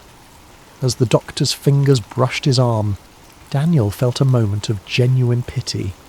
They were never going to share, Doctor. We weren't potential allies. We were cattle. The floor beneath them buckled as structural supports failed. Chunks of ceiling crashed down as the entire bunker began to collapse inward toward the hungry void. In the final moments before consciousness fled, Daniel saw something massive beginning to emerge from the aperture, not entering our world but being pulled back to its own. The beast of Montauk, returning to its native dimension after 40 years of patient waiting in the spaces between worlds. Its vast form registered in his human perception only as impressions, countless eyes, geometries that hurt to comprehend, and a telepathic voice that bypassed his ears to resonate directly in his mind. You have closed the way. But there are other doors, other keys.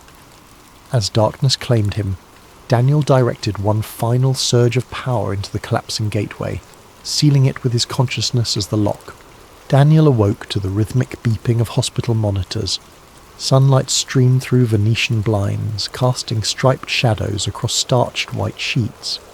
His body felt leaden, every movement requiring conscious effort. A nurse noticed he was awake and summoned a doctor. A kindly-faced woman who explained he had been found unconscious on the beach near Montauk Point, severely dehydrated and suffering from exposure. He had been in a coma for 6 days.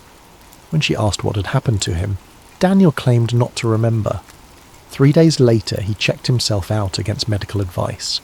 His apartment, when he returned to it, had been searched with professional thoroughness, nothing obviously disturbed, but he could feel the intrusion like a psychic fingerprint on every surface. His computer was gone. So were his notebooks, filled with memories and sketches. In their place sat a slim manila folder containing a single document, a government position offer with the Department of Energy at a salary triple his current one. The message was clear: forget what happened, take the money, live a comfortable life under watchful eyes. Daniel burned the offer and set to work. Over the next week he purchased equipment from various sources: a high-end laptop paid for in cash, specialised broadcasting gear from hobbyist shops, components that could be assembled into a transmission system powerful enough to reach audiences beyond normal channels. In a cheap motel room paid for under a false name, he connected the final wires and activated the system. The setup was crude but effective, capable of piggybacking on existing broadcast networks and digital platforms, inserting his message into the stream of constant information that flowed through modern society. Daniel positioned himself before the camera and began recording. My name is Daniel Cross. Until recently, I was Subject 17 of a classified government program known as the Montauk Project. What I'm about to tell you sounds like fiction. I wish it were. But Montauk wasn't some urban legend. It wasn't a conspiracy theory. It is real. In the late 1970s and early 1980s, at the decommissioned Camp Hero Air Force Base in Montauk, New York, the government conducted experiments in mind control, teleportation, and dimensional manipulation. They used children with psychic abilities. I was one of those children. They discovered that the human mind, properly augmented and focused through what they called the Montauk chair, could do more than just bend spoons or read thoughts. It could tear holes in the fabric of reality itself. Through these experiments, contact was made with entities from beyond our dimension. The scientists thought they were communicating with advanced beings who would share knowledge and technology. They didn't understand what they were really dealing with. These entities, I don't know what to call them except perhaps predators, they wanted access to our world, not to share, not to help, but to colonize, to consume. They found willing collaborators among power-hungry men who didn't understand what they were inviting in.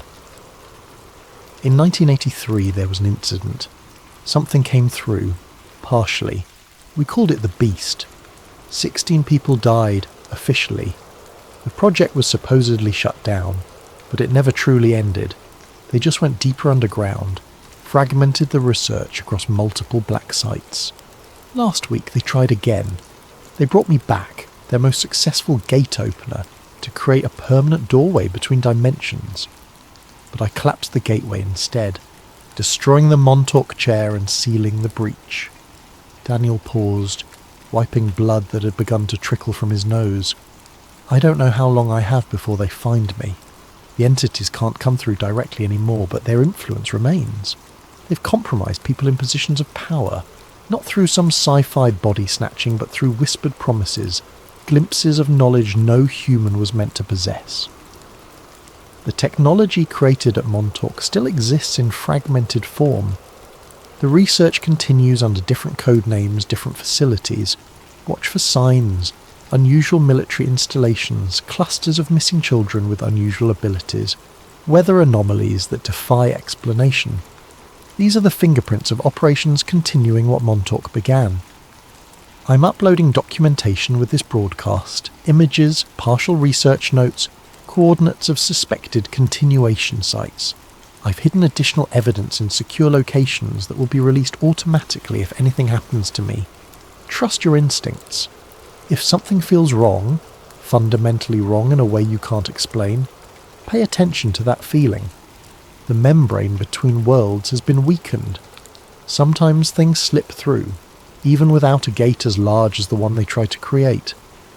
They made us forget, but memory is a dangerous thing. Daniel leaned closer to the camera, his eyes haunted but determined, especially when it remembers the future.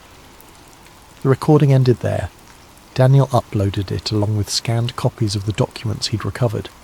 He used specialized distribution protocols to seed the files across countless servers worldwide.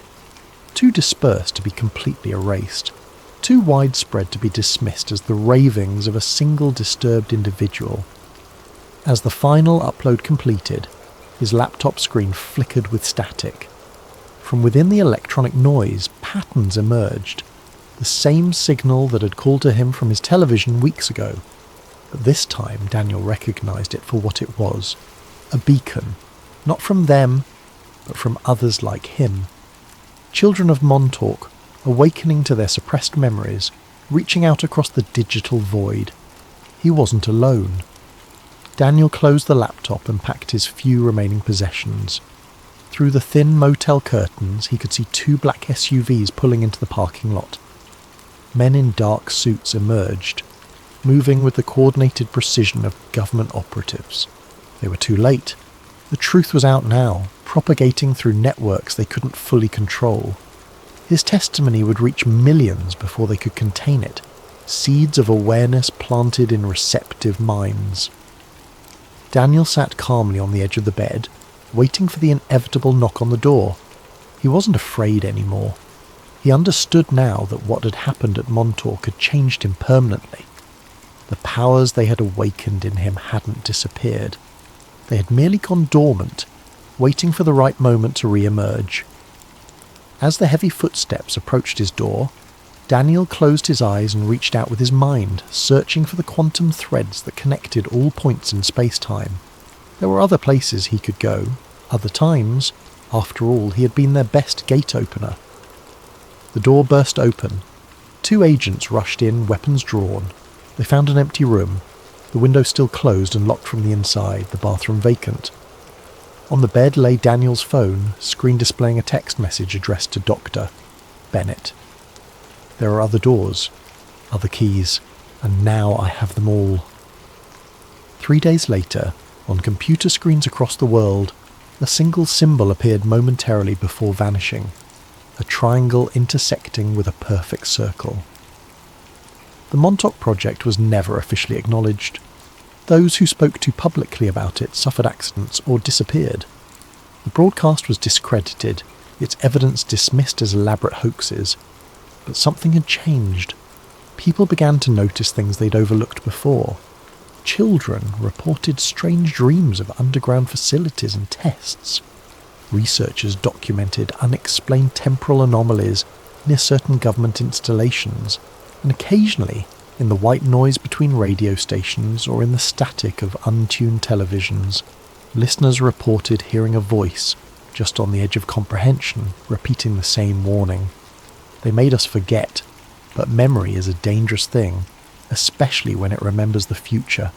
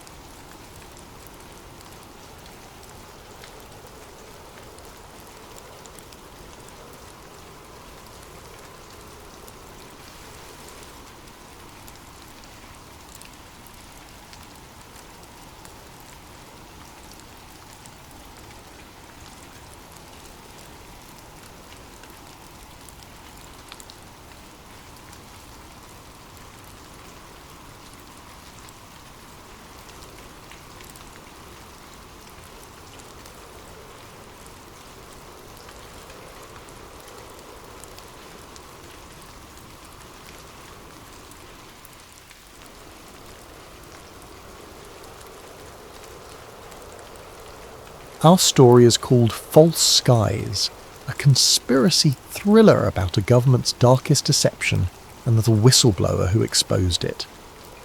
It imagines a world where the worst terror attack in modern history was not only foreseen, but deliberately orchestrated to spark endless war and funnel billions into a sprawling military-industrial complex. Now, 2 decades later, an unassuming former FBI data analyst named Thomas Keane leaks hidden documents that point to a monstrous betrayal and becomes the most wanted man in the nation. Pursued by a shadowy agency determined to keep the official version sealed, Keane races to share the truth with a public reeling from revelations that might reshape the entire post-attack world order. If you find your eyes growing heavy at any point, that's okay. This story is meant to be richly detailed. Perhaps you'll drift to sleep while pondering how fear can become a profitable enterprise, or maybe you'll stay riveted till the final word, uncovering each layer with breathless suspense. Either way, I hope you come away with new insights into how power, once obtained, can cling fiercely to the shadows. Shall we begin? Then settle in, let your breathing slow, and imagine the flicker of old computer screens, top secret binders, and a few missing pages that change the course of entire nations. This is False Skies, told in 5 parts, each revealing a deeper rung of the labyrinth. Listen closely. The greatest secrets often hide in the quiet corners of official stories. Thomas Keane didn't feel like a revolutionary when he first pressed send. He was simply a man weighed down by guilt, holding a flash drive stuffed with revelations that haunted him for years. The file name he'd chosen of Black Dust gave no hint to the explosive contents. A trove of classified FBI memos, shipping manifests and encrypted communications that, if authenticated, would confirm every darkest rumour about the worst terrorist attack in modern memory. The day of the leak dawned cloudy, ironically anticlimactic for a moment that might reshape history. Keane sat in a dingy motel room near a dusty highway, a battered laptop perched on a wobbly table. The place smelled of stale coffee and regret, but it had functioning Wi-Fi. He checked his secure connection one last time, heart thrumming. With trembling fingers, he uploaded Black Dust to an overseas whistleblower website known for releasing hidden archives. He paused, typed a short note, for the thousands who died and the millions misled. Then he pressed send. Within the hour, that file reached multiple journalists and a global news outlet with a reputation for defying government censors. The outlet's editorial board pored over it, verifying bits of data in a hush of excitement and alarm. By the end of the day, the first breaking story appeared online, overshadowed by disclaimers. Unverified documents claimed to reveal inside plot behind 20-year-old attack. Skeptics rolled their eyes. Conspiracy theorists hailed it as the smoking gun they'd always wanted. Most mainstream media initially dismissed it, an editing glitch, a potential hoax, or AI-generated forgery, the official line insisted. Yet some found the content too consistent to be random fakes. A set of typed memos from high-level intelligence briefings dated months before the attack, discussing the necessity of a catalytic event to unify public support for indefinite overseas campaigns. Detailed logs showed insurance policy expansions on certain tower floors days prior. Even stand-down orders for certain war games suspiciously matched the real timeline. Keane watched from his motel room's flickering TV as a breathless anchor tried to explain the leak, disclaiming that the White House calls it foreign propaganda. He sighed. The official denial had begun. Next would come the manhunt for the leaker. He closed his laptop, stuffed it in a bag and left the motel. Time to vanish. He'd served in the FBI's data analytics wing for nearly a decade, compiling anomaly reports around that fateful day. Step by step, he realized too many coincidences tied private defense contractors, intelligence heads, and financial bigwigs, all who profited from the subsequent wars. He quietly copied reams of old files, awaiting the day he had the courage to blow the whistle. That day had come. Elsewhere, powerful forces mobilized. The intelligence community's upper echelons recognized the name Thomas Keane from previous security audits. They suspected him. Within hours, calls went out from a hush-hush division to find him, brand him as a threat to national security. The director of an ultra-secret agency, Eldridge Shaw, personally oversaw the containment plan. He believed the official story must remain unchallenged, or the entire post-attack order might unravel. By midnight, bulletins labelled Keane suspected hacker and domestic threat.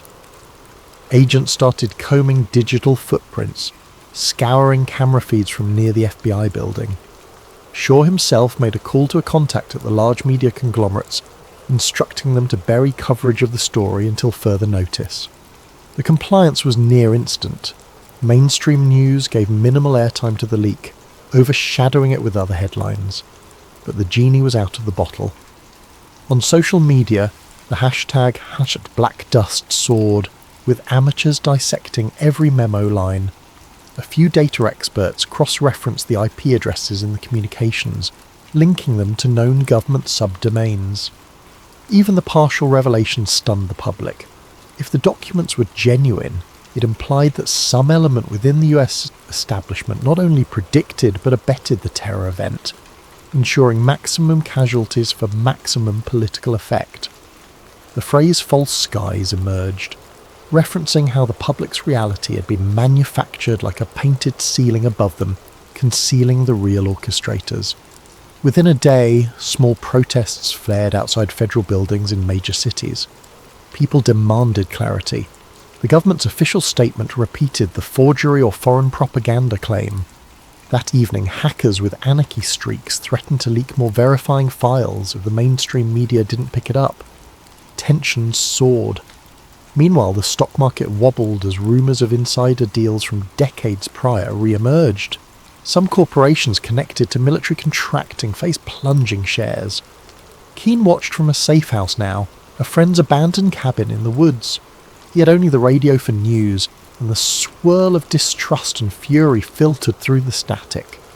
He dreaded how quickly the establishment might label him a traitor. Indeed, the next morning the FBI publicly named him as a prime suspect in a mass leak of classified data, painting him as an extremist. His old colleagues, uncertain, gave no comment. But behind the scenes, many believed the documents might be real. After all, they recognised Keane's skill in combing data for anomalies. Among the swirl stood a figure named Sarah Voss, an investigative journalist blacklisted from major networks for challenging official 9/11 narratives in the past. She recognised the pattern in these newly leaked documents. They matched puzzle pieces she'd glimpsed in hushed conversation with insiders. She reached out to the new site that hosted the files, leaving an encrypted message: "I can help verify. Let me speak to the source." That message eventually found its way to Keane via an online confidant, setting the stage for an alliance that might shake the entire narrative. Thus, from a dusty hideout, Keane typed a coded reply. The story's real race began. Could he deliver evidence to a credible journalist and blow the entire false narrative wide open before the apparatus of Homeland Security, the very system built on the official source, crushed him? The next step would be forging that alliance with Voss and hoping her instincts for truth outweighed her fear of retribution. For if the government's darkest deception was about to be exposed, those who profited from war would not hesitate to silence him, or anyone else, to keep the official illusions intact. 2 days after the leak, the national conversation roiled in confusion. Official channels insisted the Black Dust documents were an elaborate hoax. Yet smaller media sites posted side-by-side comparisons with legitimate CIA or FBI formatting, showing consistent digital footprints. The public found itself caught between an official narrative and a swirling impetus to question everything. Some believed wholeheartedly in the new revelations, others recoiled or felt threatened by the idea that the last 2 decades of conflict might have been orchestrated. Thomas Keane was already on every national watch list. He'd been a mid-level FBI data analyst until 2 years prior, known for thoroughness but also for quietly raising flags about inconsistent intelligence reports pre-9/11. The day he left the bureau, no one suspected he'd spent months copying old files slated for permanent seal. Now his old supervisors told the press that he was mentally unstable, harbouring extremist theories. They withheld mention that those same theories had nearly led to internal inquiries years ago, until higher-ups quashed them. In a suburban neighbourhood outside the capital, a black SUV pulled up to a modest house. 4 men in plain suits stepped out. They were from a specialised domestic counter-intel unit, effectively an arm of the Black Archive, a covert group rumoured to be tied to intelligence and corporate interests. They forced the occupant, a middle-aged data engineer who once worked with Keane, to open his home computer. They rifled through his messages, seizing any mention of Thomas or black dust or files. This was repeated across multiple homes of ex-FBI colleagues, all without official warrants. The Watchers answered to a higher chain, operating in the shadows. Director Eldridge Shaw, head of a new consolidated intelligence agency formed after 9/11, presided over these manhunts from a sleek government tower. He remembered the day of the attacks vividly, the chaos that allowed the Patriot Act and massive expansions of surveillance. He'd advanced quickly by endorsing these expansions and forging alliances with top defence contractors. Now, seeing the leaked docs threaten that entire architecture, Shaw was determined to snuff out the source. Reeve, or Keane, whatever his name is, must be found, he told subordinates. We cannot let fantasies unravel 2 decades of progress. As the manhunt escalated, Keane lurked in the outskirts. He recognised the checkposts on highways, the routine scanning of licence plates. He switched vehicles, used an old identity pass, and avoided all major city centres. He survived on snack bars and occasional small store purchases with cash only. At night, he found a cheap motel, paying in a borrowed name. Every moment felt like it might bring a black SUV squealing into the lot. The tension weighed on him, gnawing at his nerves. Sarah Voss, the investigative reporter, finally established contact with him through a secure chat app. "We need to meet," she wrote. "I can help verify these files properly. People trust me to an extent in the alternative media sphere. We must do it soon. The window is closing." Keane hesitated, knowing any in-person meeting risked being traced. But if they never took that risk, the documents might remain in a swirl of unverified rumour, easy for the mainstream to dismiss. They arranged a rendezvous in a small coastal town's library after hours. The next day, as Keane approached the library, he spotted an unmarked sedan idling in the parking lot. Fear pricked him. Watchers might be tailing. To confirm, he looped around the block. The sedan didn't move, possibly just a random visitor. Summoning courage, he stepped inside. Voss, a tall woman with a worn leather jacket, recognised him from the scattered photos circulated in the media. They sat in a corner among dusty shelves.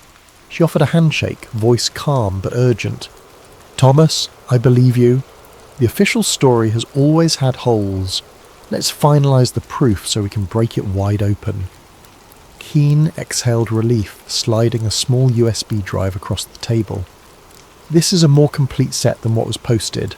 Contains direct memos about the stand-down orders, the deals with defence contractors, the flight path manipulations.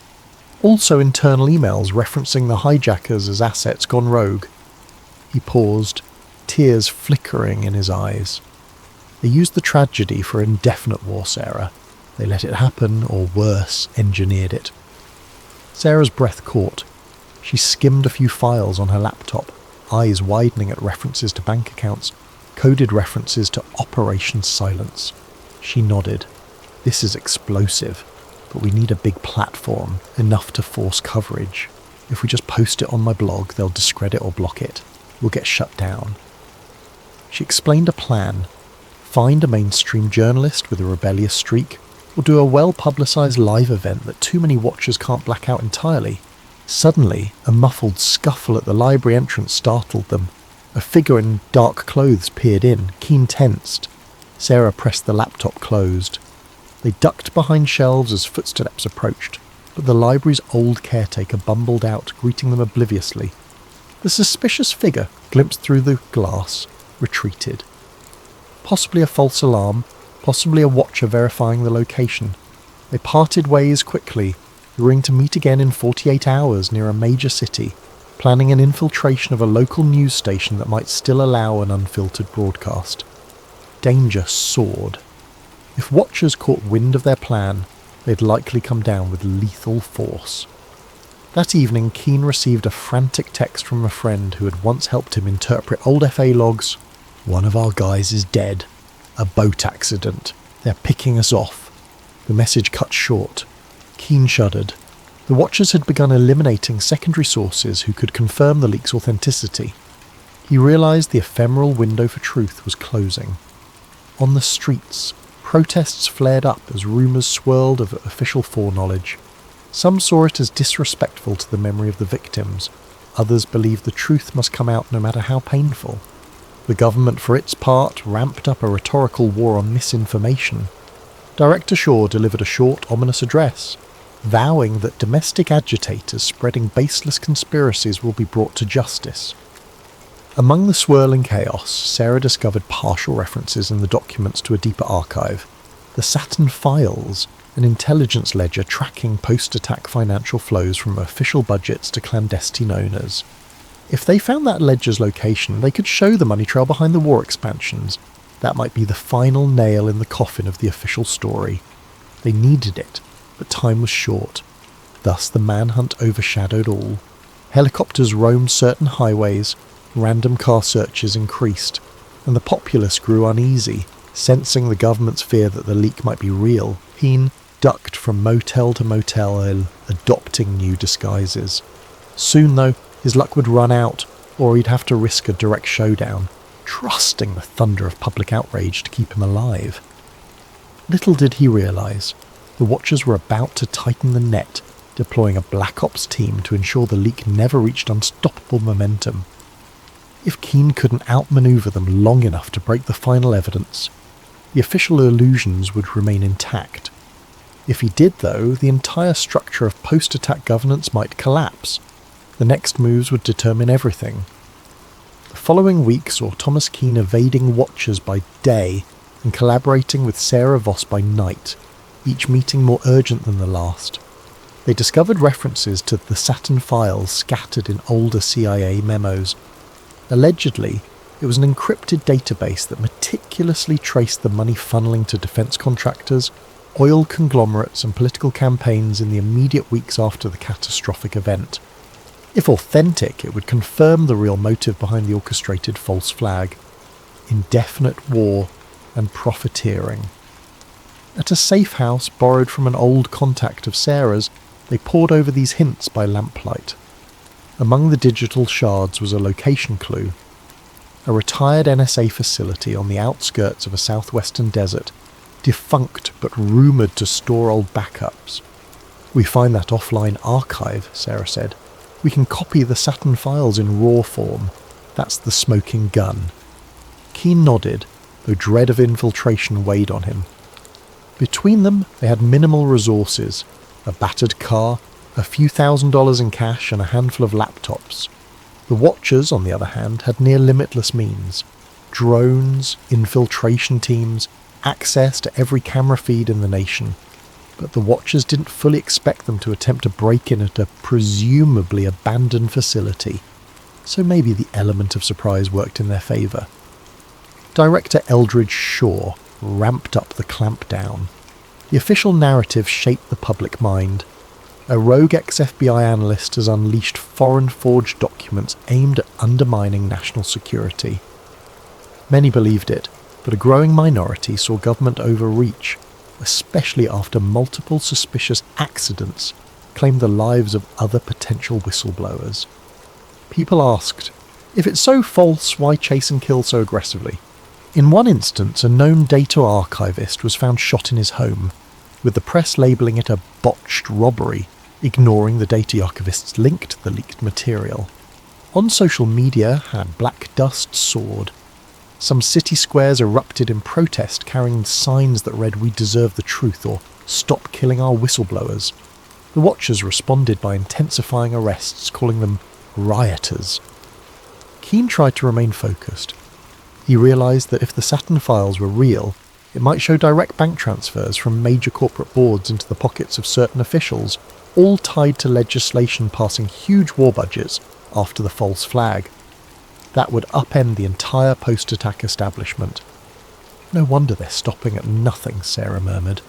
Securing fake IDs, they travelled cross-country by back roads. Each motel they used for a single night, paying cash. They dodged major highways, suspecting licence plate readers. The watchers likely guessed their aim was to expose more data, but might not know the exact target. Meanwhile, the tension between them soared. The climate was near police state. Newscasts repeated that the domestic terrorist Thomas Keane must be turned in. Civilians were promised big rewards for tips. Billboards with Keane's face popped up along highways. He wore a baseball cap and used tinted glasses, but each day was a dice roll. A near encounter. On a lonely stretch, a black SUV sped behind them. They recognised the pattern. Sarah swerved onto a side route, forging through a small farmland path. The watchers gave chase. Shots rang out, blowing a tyre. The car careened into a ditch. They scrambled out, hid among tall corn. The watchers searched, but eventually gave up, presumably to avoid a big scene. This brush with violent capture left them rattled, but also more resolved. "We're obviously on the right track if they're that desperate," Sarah said, breath shaky. Finally, after days, they reached the deserted perimeter of the old NSA outpost. It was ringed by a crumbling fence, a few rusted signposts. By the look of the cracked asphalt and weed-choked yard, it had been abandoned for over a decade. Perfect place to bury secrets. Under twilight, they found a corner of the fence cut open by looters. They slipped inside quietly. The main building rose in silhouette, windows boarded up. A stray coyote howled in the distance, wind carrying a faint metallic whistling from open vents. Inside, dust-coated floors. Old cubicles sat in disarray. They used flashlights to navigate. Eventually they located a sub-basement with battered computer racks. A few beeped faintly with emergency power. "There's power? That's suspicious," Keane muttered. Indeed, it suggested the watchers might still be pulling some data from here. They approached a locked door labelled Server Vault Archive 6. With Sarah's phone, they scanned a partial code from the documents, generating a bypass sequence that might override older system locks. After multiple tries, a green light flickered. The vault door clunked open. Inside the vault, rows of drives and reels lined metal shelves. Dusty but humming with minimal climate control. They sifted through labels: Operation Cast Peak, Post-K-War Roster, Saturn. That was it. A battered cluster of servers with the word Saturn FSV. They carefully powered one terminal, hooking it to a laptop. Sarah typed a root command. The screen glowed. Restricted. Saturn 1, 2, 3. Enter pass. They tried typical keywords from the docs. On the third attempt, a beep. Access. They were in, files scrolled, each referencing massive funding authorizations, building demolitions, insider trading, logs dated within days of the big attack. The scope was monstrous. It implicated high-level bureaucrats, big banks, and even a few journalists. They orchestrated the tragedy to galvanize fear, pass endless war budgets, feed the arms economy, Sarah whispered, stunned. All hidden under national security drapery. Some lines suggested hijackers were known assets used as a controlled ignition. The betrayal was staggering. In that hush, footsteps upstairs. The watchers had arrived, no doubt detecting the power usage. "We must copy this now," Keane said, launching a data transfer to multiple external drives. Meanwhile, Sarah prepared to kill lights and hide, but the watchers rushed down, flashlights slicing through gloom. Gunfire echoed. Bullets pinged off server racks. Sarah huddled behind a console, returning fire with a small pistol she carried. Keane initiated an upload, hooking the server to a secure satellite link via a portable router. The watchers advanced. He typed frantically, the progress bar inching along, transmission at 10%. Then Director Shaw himself stepped in. "Stop!" he roared, voice reverberating in the metal corridor. "Keane, you have no idea what you're unleashing. The stability of entire alliances depends on burying that day's complexities. Shots resumed. Sarah took a graze to her shoulder, but kept the watchers pinned. The bar reached 50%. Shaw barked an order to lob a small explosive. They tossed a flashbang. The ear-shattering pop disoriented them. The watchers closed in, tackling Sarah. Another pinned Keen. The laptop screen cracked under a boot. The upload froze at 80%. In the struggle, Keen twisted free, smashing a guard's face with the laptop, which ironically forced the laptop back to life. The watchers tried to pull cables. Meanwhile, a stray bullet hit a server coolant line. Steam hissed. The infiltration team realised this was too risky. The entire place might go up. Shaw advanced on Keen, gun raised. "You can die here with your illusions, or you can vanish quietly. The truth will never see daylight." Suddenly an explosion from the coolant line triggered a chain reaction in the old power system. Fire licked the corners, sending watchers scrambling. Sarah crawled to safety. Keen, battered, saw the upload bar at 98%. He roared in defiance, pressing a final keystroke to confirm. The system beeped success. The watchers realised the data had been sent out, unstoppable now. Furious, one aimed at Keen's chest. A final shot rang out. Darkness overcame him. The watchers yanked the cable, but it was too late. The Saturn files had presumably reached a safe node on the open web. Alarms beeped. The facility's meltdown forced a hurried retreat. In the swirling smoke, Sarah was dragged away by an explosion's concussive wave. The watchers grabbed Shaw, retreating. The entire sub-basement collapsed in flame and dust. For all they knew, Keen perished under the rubble. But the watchers had lost the bigger war. The Saturn files were free. Within hours, a torrent of new evidence, the Saturn files, flooded the internet. Anonymous activists, archivists, and journalists worldwide mirrored the data. Even as official agencies tried to block or discredit it, the story soared across social media, overshadowing government censorship efforts. Original documents codenamed Operation White Dawn, some Project Switchboard, commissioned for Filter some Rossi, provided stark details. Insider collusion with extremist groups, advanced planning to ensure that attacks triggered panic and indefinite war mobilization, international reaction. Allies demanded urgent clarifications from Washington. Rival nations called for an emergency UN session. The general public, seeing internal memos where top officials weighed acceptable civilian losses for strategic advantage, reeled in fury. Large-scale protests ignited in multiple capitals. People demanded resignations. The entire intelligence apparatus faced the biggest crisis of legitimacy since the day it was formed. Meanwhile, the White House insisted the documents were tampered forgeries, but the mass of cross-corroboration was overwhelming. Anonymous data scientists validated digital signatures, timestamps, usage logs consistent with 20-year-old records. Even some mid-level intelligence employees, shaken by the revelations, publicly confirmed the authenticity. Back home, in the US, the meltdown was immediate. Rallies erupted outside major government buildings, calling for arrests of those named in the files. Corporate board members from arms manufacturing companies faced lawsuits. The stock market dived, particularly for defense sector stocks. Over time, entire boards resigned, some fleeing the country. Various retired generals disclaiming involvement or giving partial confessions fueled headlines.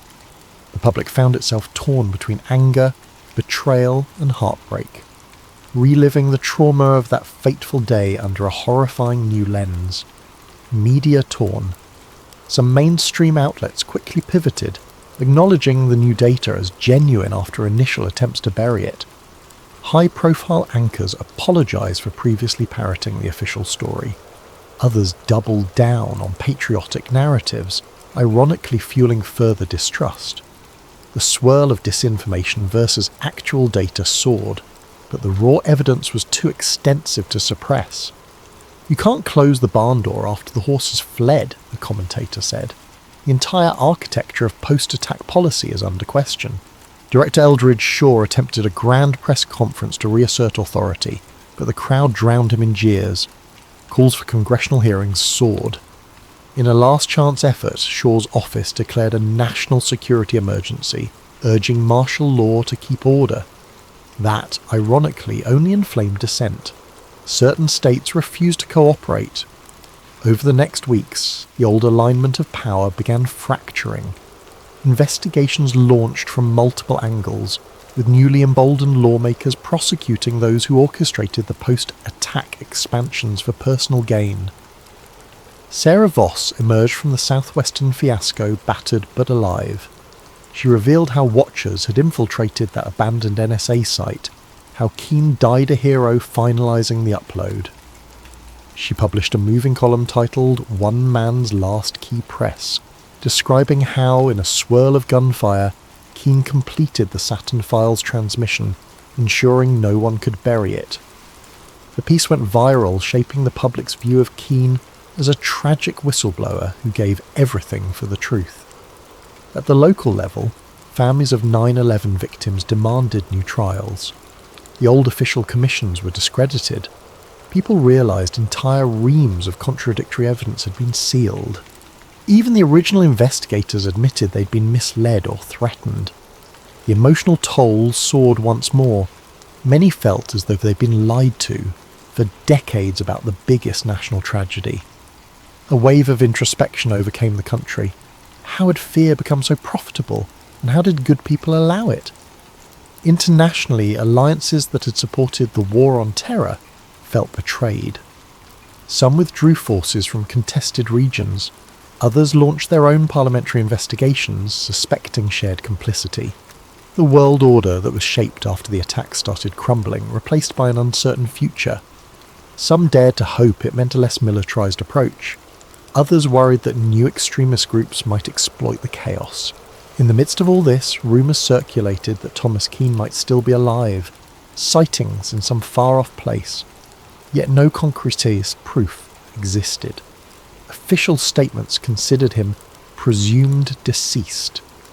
If he survived, he might have chosen the anonymity of an unknown identity, having done what he set out to do.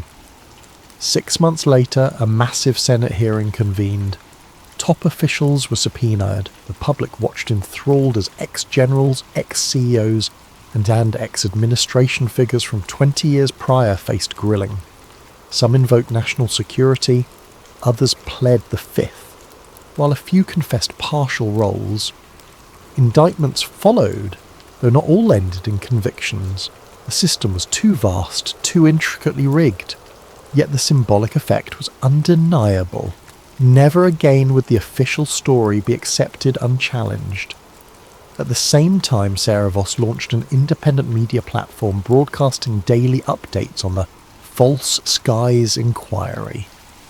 People from across the spectrum contributed testimonies, documents, or personal stories of how they'd suspect hush-ups.